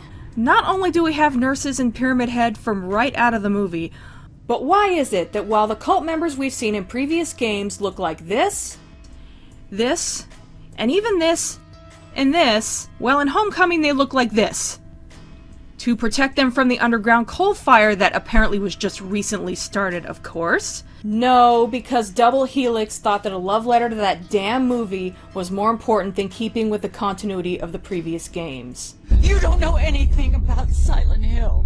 I give it a reluctant pass and say that it just takes place in the same continuity as the movie. Except for the fact that we get a cameo from Travis who is linked to the original game. Seriously, what the hell? What the hell? Even the whole "the cult made me kill my child" concept feels a little like the movie, but at least Homecoming had a solid plot surrounding it. Speaking of that, just like the movie, Pyramid Head shows up for no other reason than fan service. And don't give me that bullshit about, no, see, he killed Adam, he totally has a purpose in this game. No, it could have been anyone or anything that killed Adam and it would have had the exact same impact, minus the fan service. Why do you keep doing this to me, Konami? Are you experiencing guilt over something and you feel the need to piss me off so I'll yell at you? Konami, honey, did something happen to you? You were always so forgetful. Anyway, I am not a fan of cult members being enemies. Maybe that sounds odd from someone who liked Silent Hill 4, but Walter was no longer human by this point. You're basically fighting a projection of him and he's all supernatural and all that jazz. You shouldn't ever have to kill regular, living, breathing people in a Silent Hill game. The only exception should be James killing Eddie because it was symbolic. I killed a human being. And of course if the people look like monsters. Oh no. Don't worry.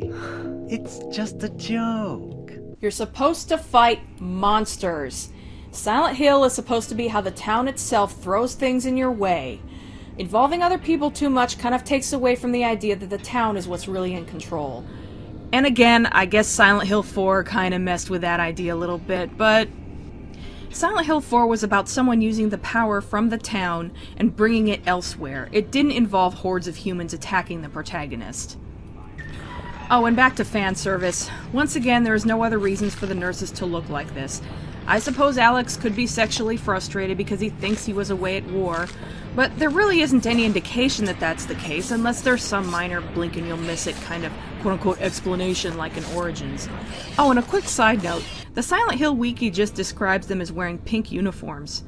Am I the only one who thinks that the uniforms are made out of human skin? Seriously, no fabric looks like that. That said, the enemies that aren't ripped from Silent Hill 2 or the movie are actually pretty cool looking, with the exception of the dogs. Just eyeless dogs with no skin. Kinda boring compared to other stuff we've seen.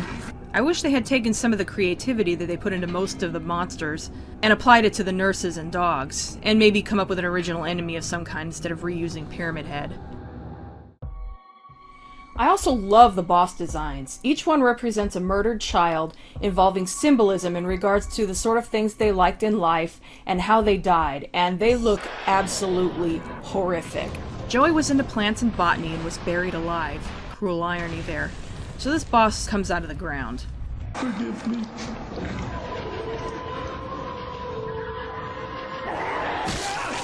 Scarlet was into dolls and was dismembered, so this boss is a ceramic monstrosity that appears to be in pieces. Nora was strangled, so this boss looks like a mass of groping hands and bodies. And I'm sorry, it also reminds me a little of Human Centipede.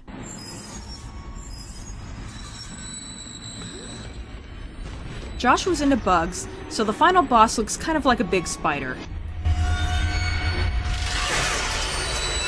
It has their mother's face.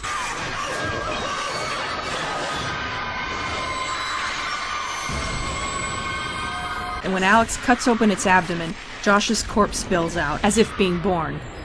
A reference to how he was the baby of the family.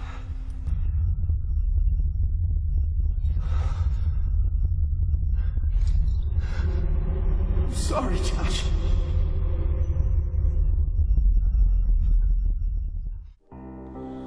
Okay, I've joked about this enough times that I guess I better address it. You gotta be shitting me.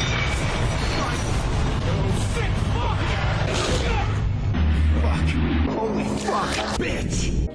Alex swears. A lot. Don't get me wrong though, it's not that I think swearing is inherently funny or wrong, it's just he does it so often, and the timing is kind of awkward at times.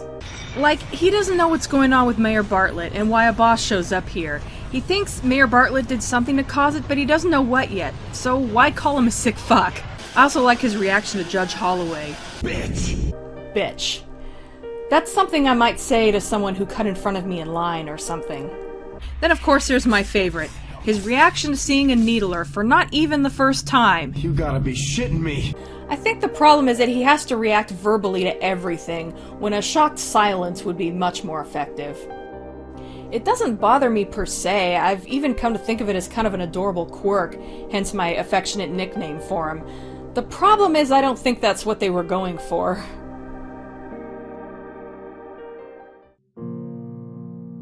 So to sum up, I generally love the story and the characters, love the design of most of the monsters, hate the references to the movie, and detest the gameplay. Honestly, they could have left out the living cult members in Silent Hill and the story would have remained just about intact. There's no reason why the threat to the people of Shepherd's Glen couldn't be strictly supernatural, along with a few people siding with the evil force out of fear instead of involving kidnap and torture. It's far from being everything I'd want in a Silent Hill game, but it deserves some credit for not playing it quite as safe as Origins. And that's my take on Silent Hill Homecoming. God, what's your problem?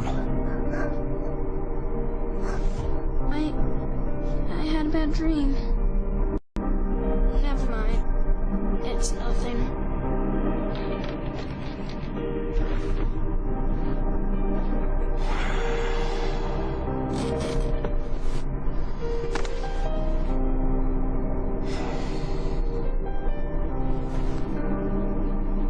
Look, take it. If you get scared again, just turn it on. Okay? Thanks, Alex. Sure.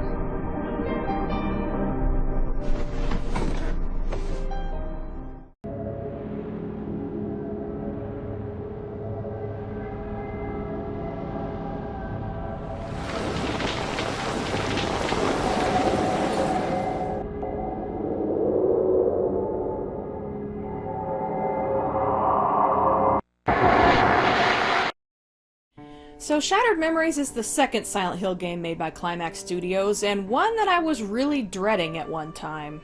After a string of movie and 2 games that acted like the series ended after Silent Hill 2, comes a reimagining of the first Silent Hill game. And I was so not looking forward to that. It's like the developers just threw in the towel and cut the pretense of trying to pay homage to the first 2 games and went, oh screw it, let's just make them again. I mean, it seemed like a logical progression in a way. Original games, games that rely on the original games for material, flat out remake. and I was not happy about this. I even did a vlog where I talked about it and my rage escalated to a point where I think I ended up channeling Spoonie. Let's see, we had Silent Hill, we had Silent Hill 3, we had the movie, we had Silent Hill Origins. They're basically telling Alessa's story for the 5th time! Enough! Enough with Alessa! How can you do that? Then again, I also stated I'd never cover Origins and Homecoming on the Game Den. Yeah, that's about it. I really don't have much to say about those games. I don't care for them, so they're not going to be Game Den episodes. Sorry, but, you know, that's just how it is. I really just need to learn to keep my mouth shut. But I ended up hearing a lot of good things about the game, and eventually I decided to give it a chance. And surprisingly, I ended up being really glad I did. Now I'm going to assume that most people watching this have seen my Let's Play of this game, so I'm not going to cover everything. I mostly want to hit the high points and see if I can get more people to appreciate this game. Once again, you play as Harry Mason, wandering the streets of Silent Hill looking for his daughter Cheryl. Along the way, we're introduced to Dr. Kaufman, Sybil Bennett, Lisa Garland, and someone named Dahlia. They all have vaguely similar roles as their counterparts from the original game, and superficially that's where the similarities end. This is one of those alternate universe kind of stories that has no ties to the previous games. Or so it seems. I'll get more into that later. One thing this game gets a lot of flack for is that it really isn't all that scary, at least not in the typical survival horror kind of way. The scene where Harry first sees the monsters is pretty unsettling, and there's the occasional little jump scare, accompanied by a scare chord that might catch you off guard, but that's about it. That's not really a big deal to me. Honestly, I never found Silent Hill 2 or 4 all that scary. They're unsettling and mainly feel morose, more gray than dark, if that makes any sense, and Shattered Memories also has that feeling.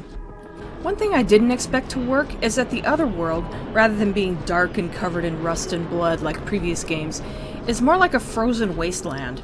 My first thought was that this was a terrible idea, because the main color you see here is blue, and that's a color that's generally considered calming. I really didn't expect to get a psychological punch from it. But what I found is that it really adds to the feeling of loneliness and isolation. Unlike in previous games where you can run into other people in the other world, Harry is always completely alone in this game's other world. Anyone around you will freeze solid along with the surroundings.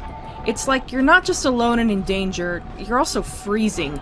In a real life or death situation, that could really put a damper on one's morale. In fact, I got engrossed enough in this game that I almost felt cold while playing it, so it's surprisingly effective. If nothing else, it's a good game to play in the summertime. Per Silent Hill tradition, you're generally safer in the fog world than you are in the other world. Shattered Memories takes that concept and cranks it up to 11. You're completely safe in the fog world and you're in extreme danger in the other world, especially because there's no way to defend yourself. Now, I never played this sort of game before. You're forced to avoid enemies rather than fight them, and I didn't know how I'd feel about that. The concept is okay, but honestly the way it plays is kinda cheap. You can't stay and fight. You can hide in theory, but I've heard that doesn't work too well, so I never bothered. Frankly, I just run blindly through these areas until I find the exit, just so I can progress the story. It's no Clock Tower in this regard, that's for sure. One of the first survival horror games, which I just recently played for the first time. In that game, if you get cornered, you can defend yourself enough to make a clean getaway. Also, kicking Scissor Man in the crotch never gets old.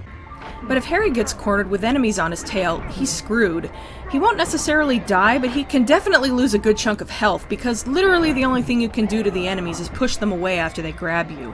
But yeah, it's a pain, but worth it to get to more of the story as far as I'm concerned. Speaking of the story, this is where this game really shines. It may not be all that scary, but it's very cerebral and not shy with the mind screws. As I said, you play as Harry Mason, who has been in a car crash and is looking for his daughter. His memory is very spotty, and things keep popping up to challenge what he thinks he knows, like where he lives, Cheryl's age, and whether or not he's married. And just as he's hit with a realization, or is about to learn something new, everything freezes over and temporarily stops him. Is she okay? Who the hell do you think you are? Sorry? What's the... Leave me alone!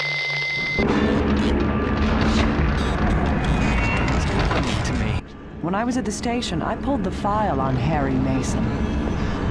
So? I know you're not Harry Mason!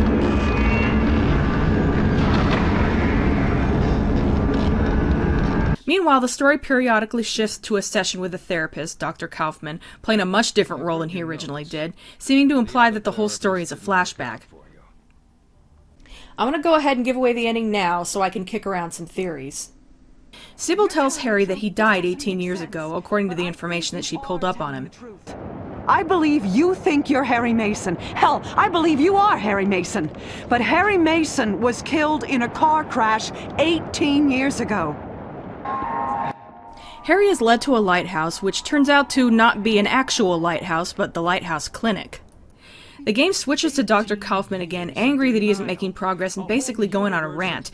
If you really pay attention, he reveals some of what the symbolism in the game means in kind of a vague way. Of repression. Blind children clutching photos in the dark.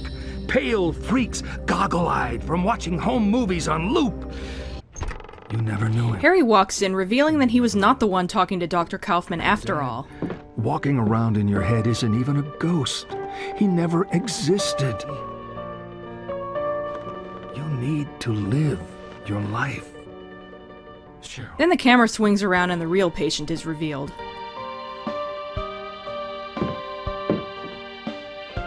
Why did you have to die? This scene gets to me every time. It wasn't my fault.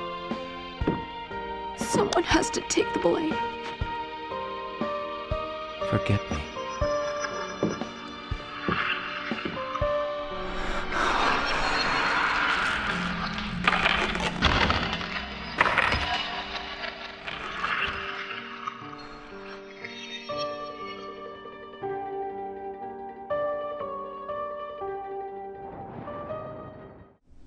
It's interesting comparing the characters to their respective roles in the original game. Dr. Kaufman plays a very different role, like I said. The only real similarity is that he still knows more than you do about what's going on and seems rather smug about it. Also, Michael McConaughey.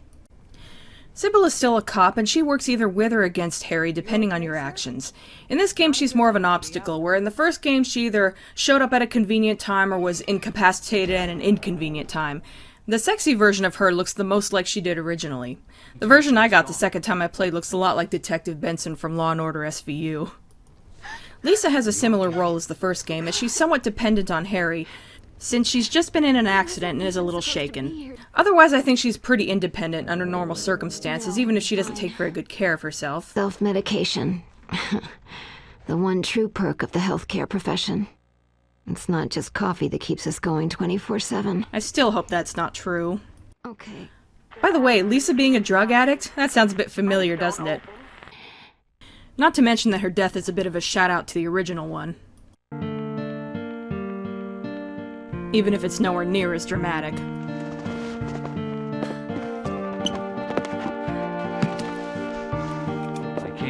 Her personality is quite a bit different, though. I've seen two versions of her, and each involved varying levels of snark. This is like being in a therapy group for car crash survivors. Thanks for sharing, Harry. Let's go around the room. They still teach bedside manner to nurses? You want bedside manner? Get into bed and act sick. I'd say she's more likable in this game, even if she doesn't garner as much sympathy. And at least she's not a vapid bimbo like she was in Origins. She's also part of the proof that someone at Climax is a big fan of Clerks. I wasn't even supposed to be here today. I'm not even supposed to be here today! Oh, fuck you! Fuck you, pal!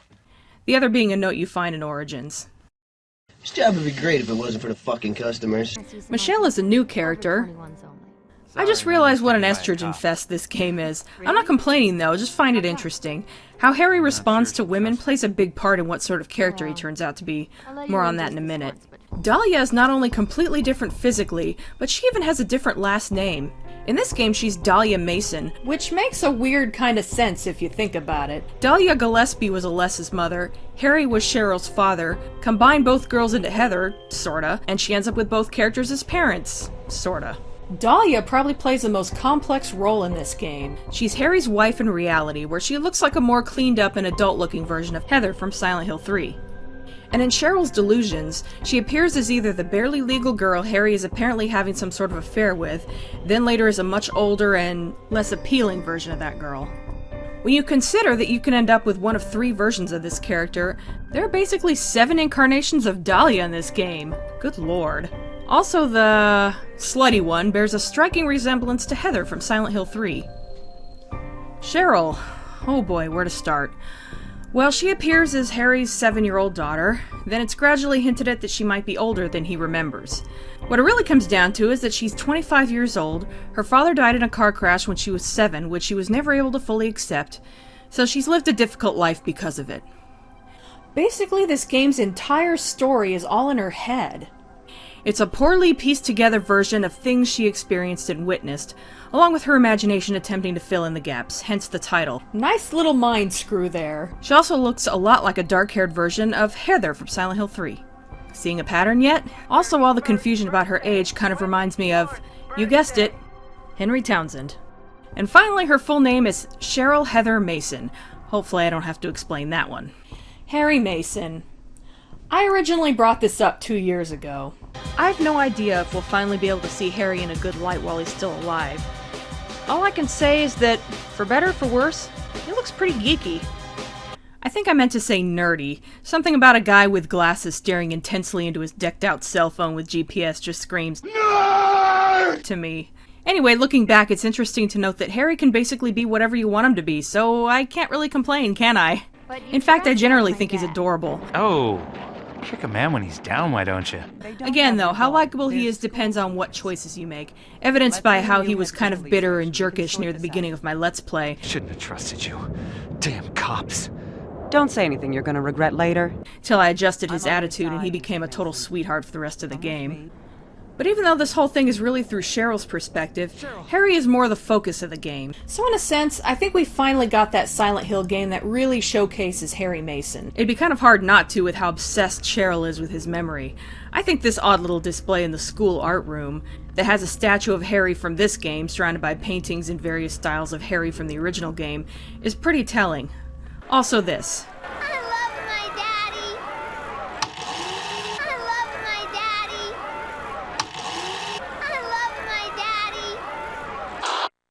And this.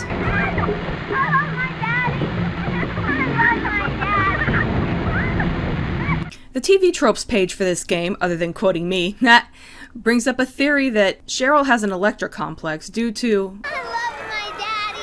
This is one of those things that could go either way. I'm certainly not trying to imply that simply saying means, yeah. It could simply be Cheryl trying to hang on to the memory of having a great dad by constantly reminding herself that she loves him. But it's hard not to notice how much young Dahlia resembles her. But Cheryl has a strong resemblance to her mother, since they both look like Heather from Silent Hill 3. So it could be that young Dahlia is just meant to look like what she is, a younger version of Harry's wife. But then, Cheryl seeing her mother as a slut could mean that she was jealous of her relationship with Harry, meaning that she wants... This could really go either way, but it's still fun to speculate. Speaking of speculating, I'm about to go nuts with it, so I hope you're sitting down. Once again, thanks to TV Tropes for planting this seed in my head. So Harry is dead before this game takes place. Harry also died in the bad ending of the original Silent Hill game, implying that the entire story was a dying hallucination. But that ending is obviously non-canon because Silent Hill 3 tells us that Harry did experience all those things, survived, and raised the child that Alessa gave him as Heather. But wait, what if Shattered Memories is a sequel to that ending? What if Silent Hill 1 and 3 are just more delusions of Cheryl's? Okay, hear me out here. Harry Mason died in a car crash in reality, but Cheryl couldn't deal with it, so she came up with an elaborate fantasy about a girl named Alessa and her abusive mother, whose name was Dahlia. The Shattered Memories version of Cheryl tends to demonize her mother, so she really went to town here, not only making her horribly abusive, but old and unappealing and crazy sounding. Meanwhile, her dad is the hero of the story, who goes to hell and back to save his little girl. Even if Cheryl turns out to be a lost cause. Maybe that's self-depreciation, because she thinks she really is a lost cause? But not completely, because while he can't even save Alessa, Alessa recreates herself as a baby, who she gives to Harry, and he leaves Silent Hill with her to raise her as Heather, which is Cheryl's middle name. At this point in the fantasy, it's just her and her dad, and even though she has her issues after all she's been through, she's very happy to have him around. But even in her little fantasy, she couldn't deny his death, so the cult members return to finish him off, leading her to go to take bloody vengeance, at which point the story dissolves into something different, but it gives her a certain amount of power. She even tries to replace Harry with a fictional father figure. But eventually that fantasy ends, and so she starts another one. Or, you know, it's just an alternate universe. Some other theories I've read are that Harry is a ghost who may or may not be in Silent Hill in the physical sense during this game. Some other ideas worth playing with are all these characters simply made up and not real in any sense? Or are they sentient in some way? Born from a wish, the way Maria was in Silent Hill 2? For the most part, not very much of what's going on in the story seems strange to them, which implies the former. They're probably just loosely based on real people. But Sybil is the exception. From the beginning, she tries to track down Harry and figure out what his story is. But I've heard Sybil described as symbolizing Cheryl's common sense and helping to break down the delusion, so that would explain her. But Michelle says something toward the end that I find interesting. Are you sure you want to go, Harry? That's all I got. Something feels wrong. She's there. I know it this time. I'll get my answers. You might not like them. Now, is this Michelle finally realizing that something isn't right here? Or is the delusion breaking down to the point that Cheryl can no longer convince herself that even the characters can believe it? The idea that the characters are sentient is pretty intriguing, though. Not only does it make me think of Maria, but also a Twilight Zone episode called 5 Characters in Search of an Exit.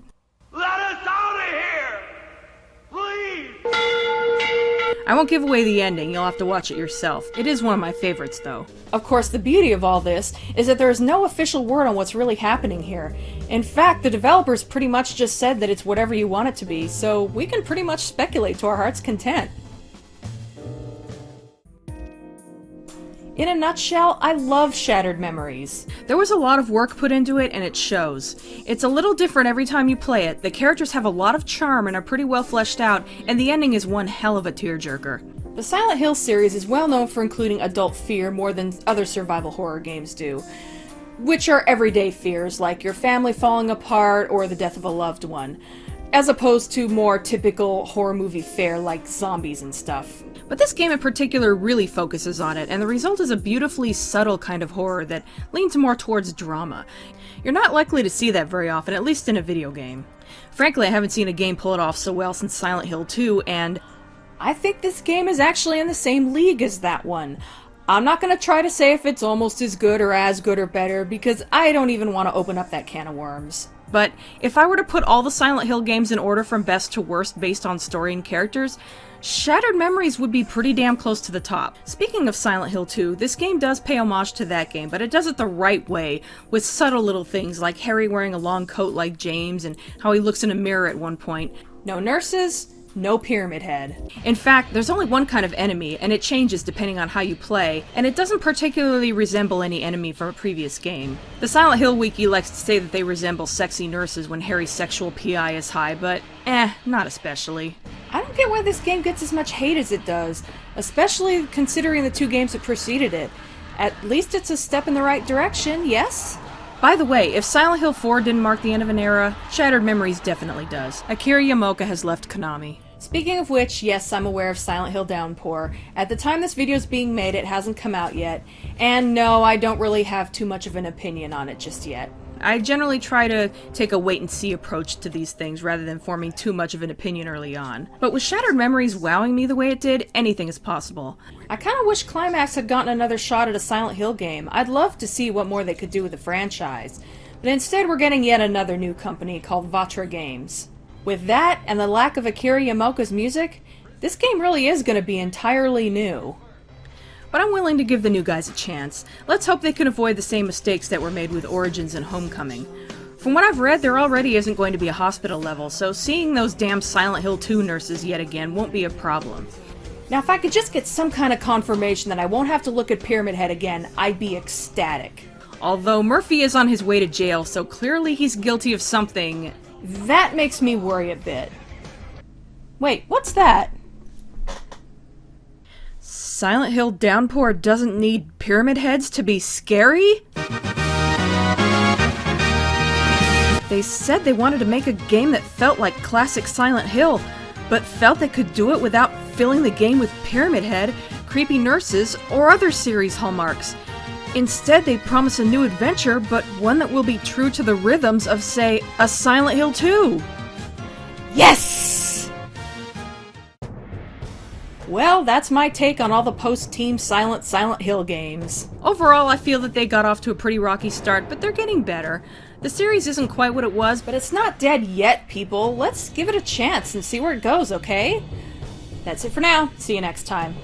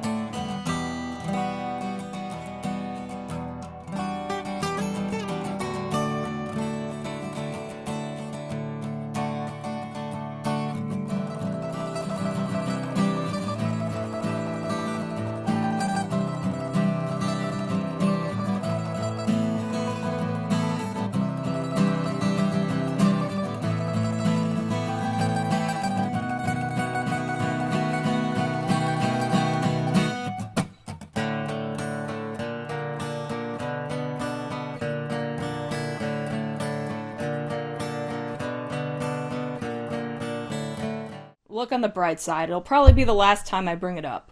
Hopefully. That can't happen. And they look absolutely horrific. That was damn near perfect. I'm not even going to try to do that one again. You risk having an uncanny valley effect. But that's nitpicking. Shit, I could do that again. Seriously, what the hell? Damn it. I really need to learn to keep my mouth shut.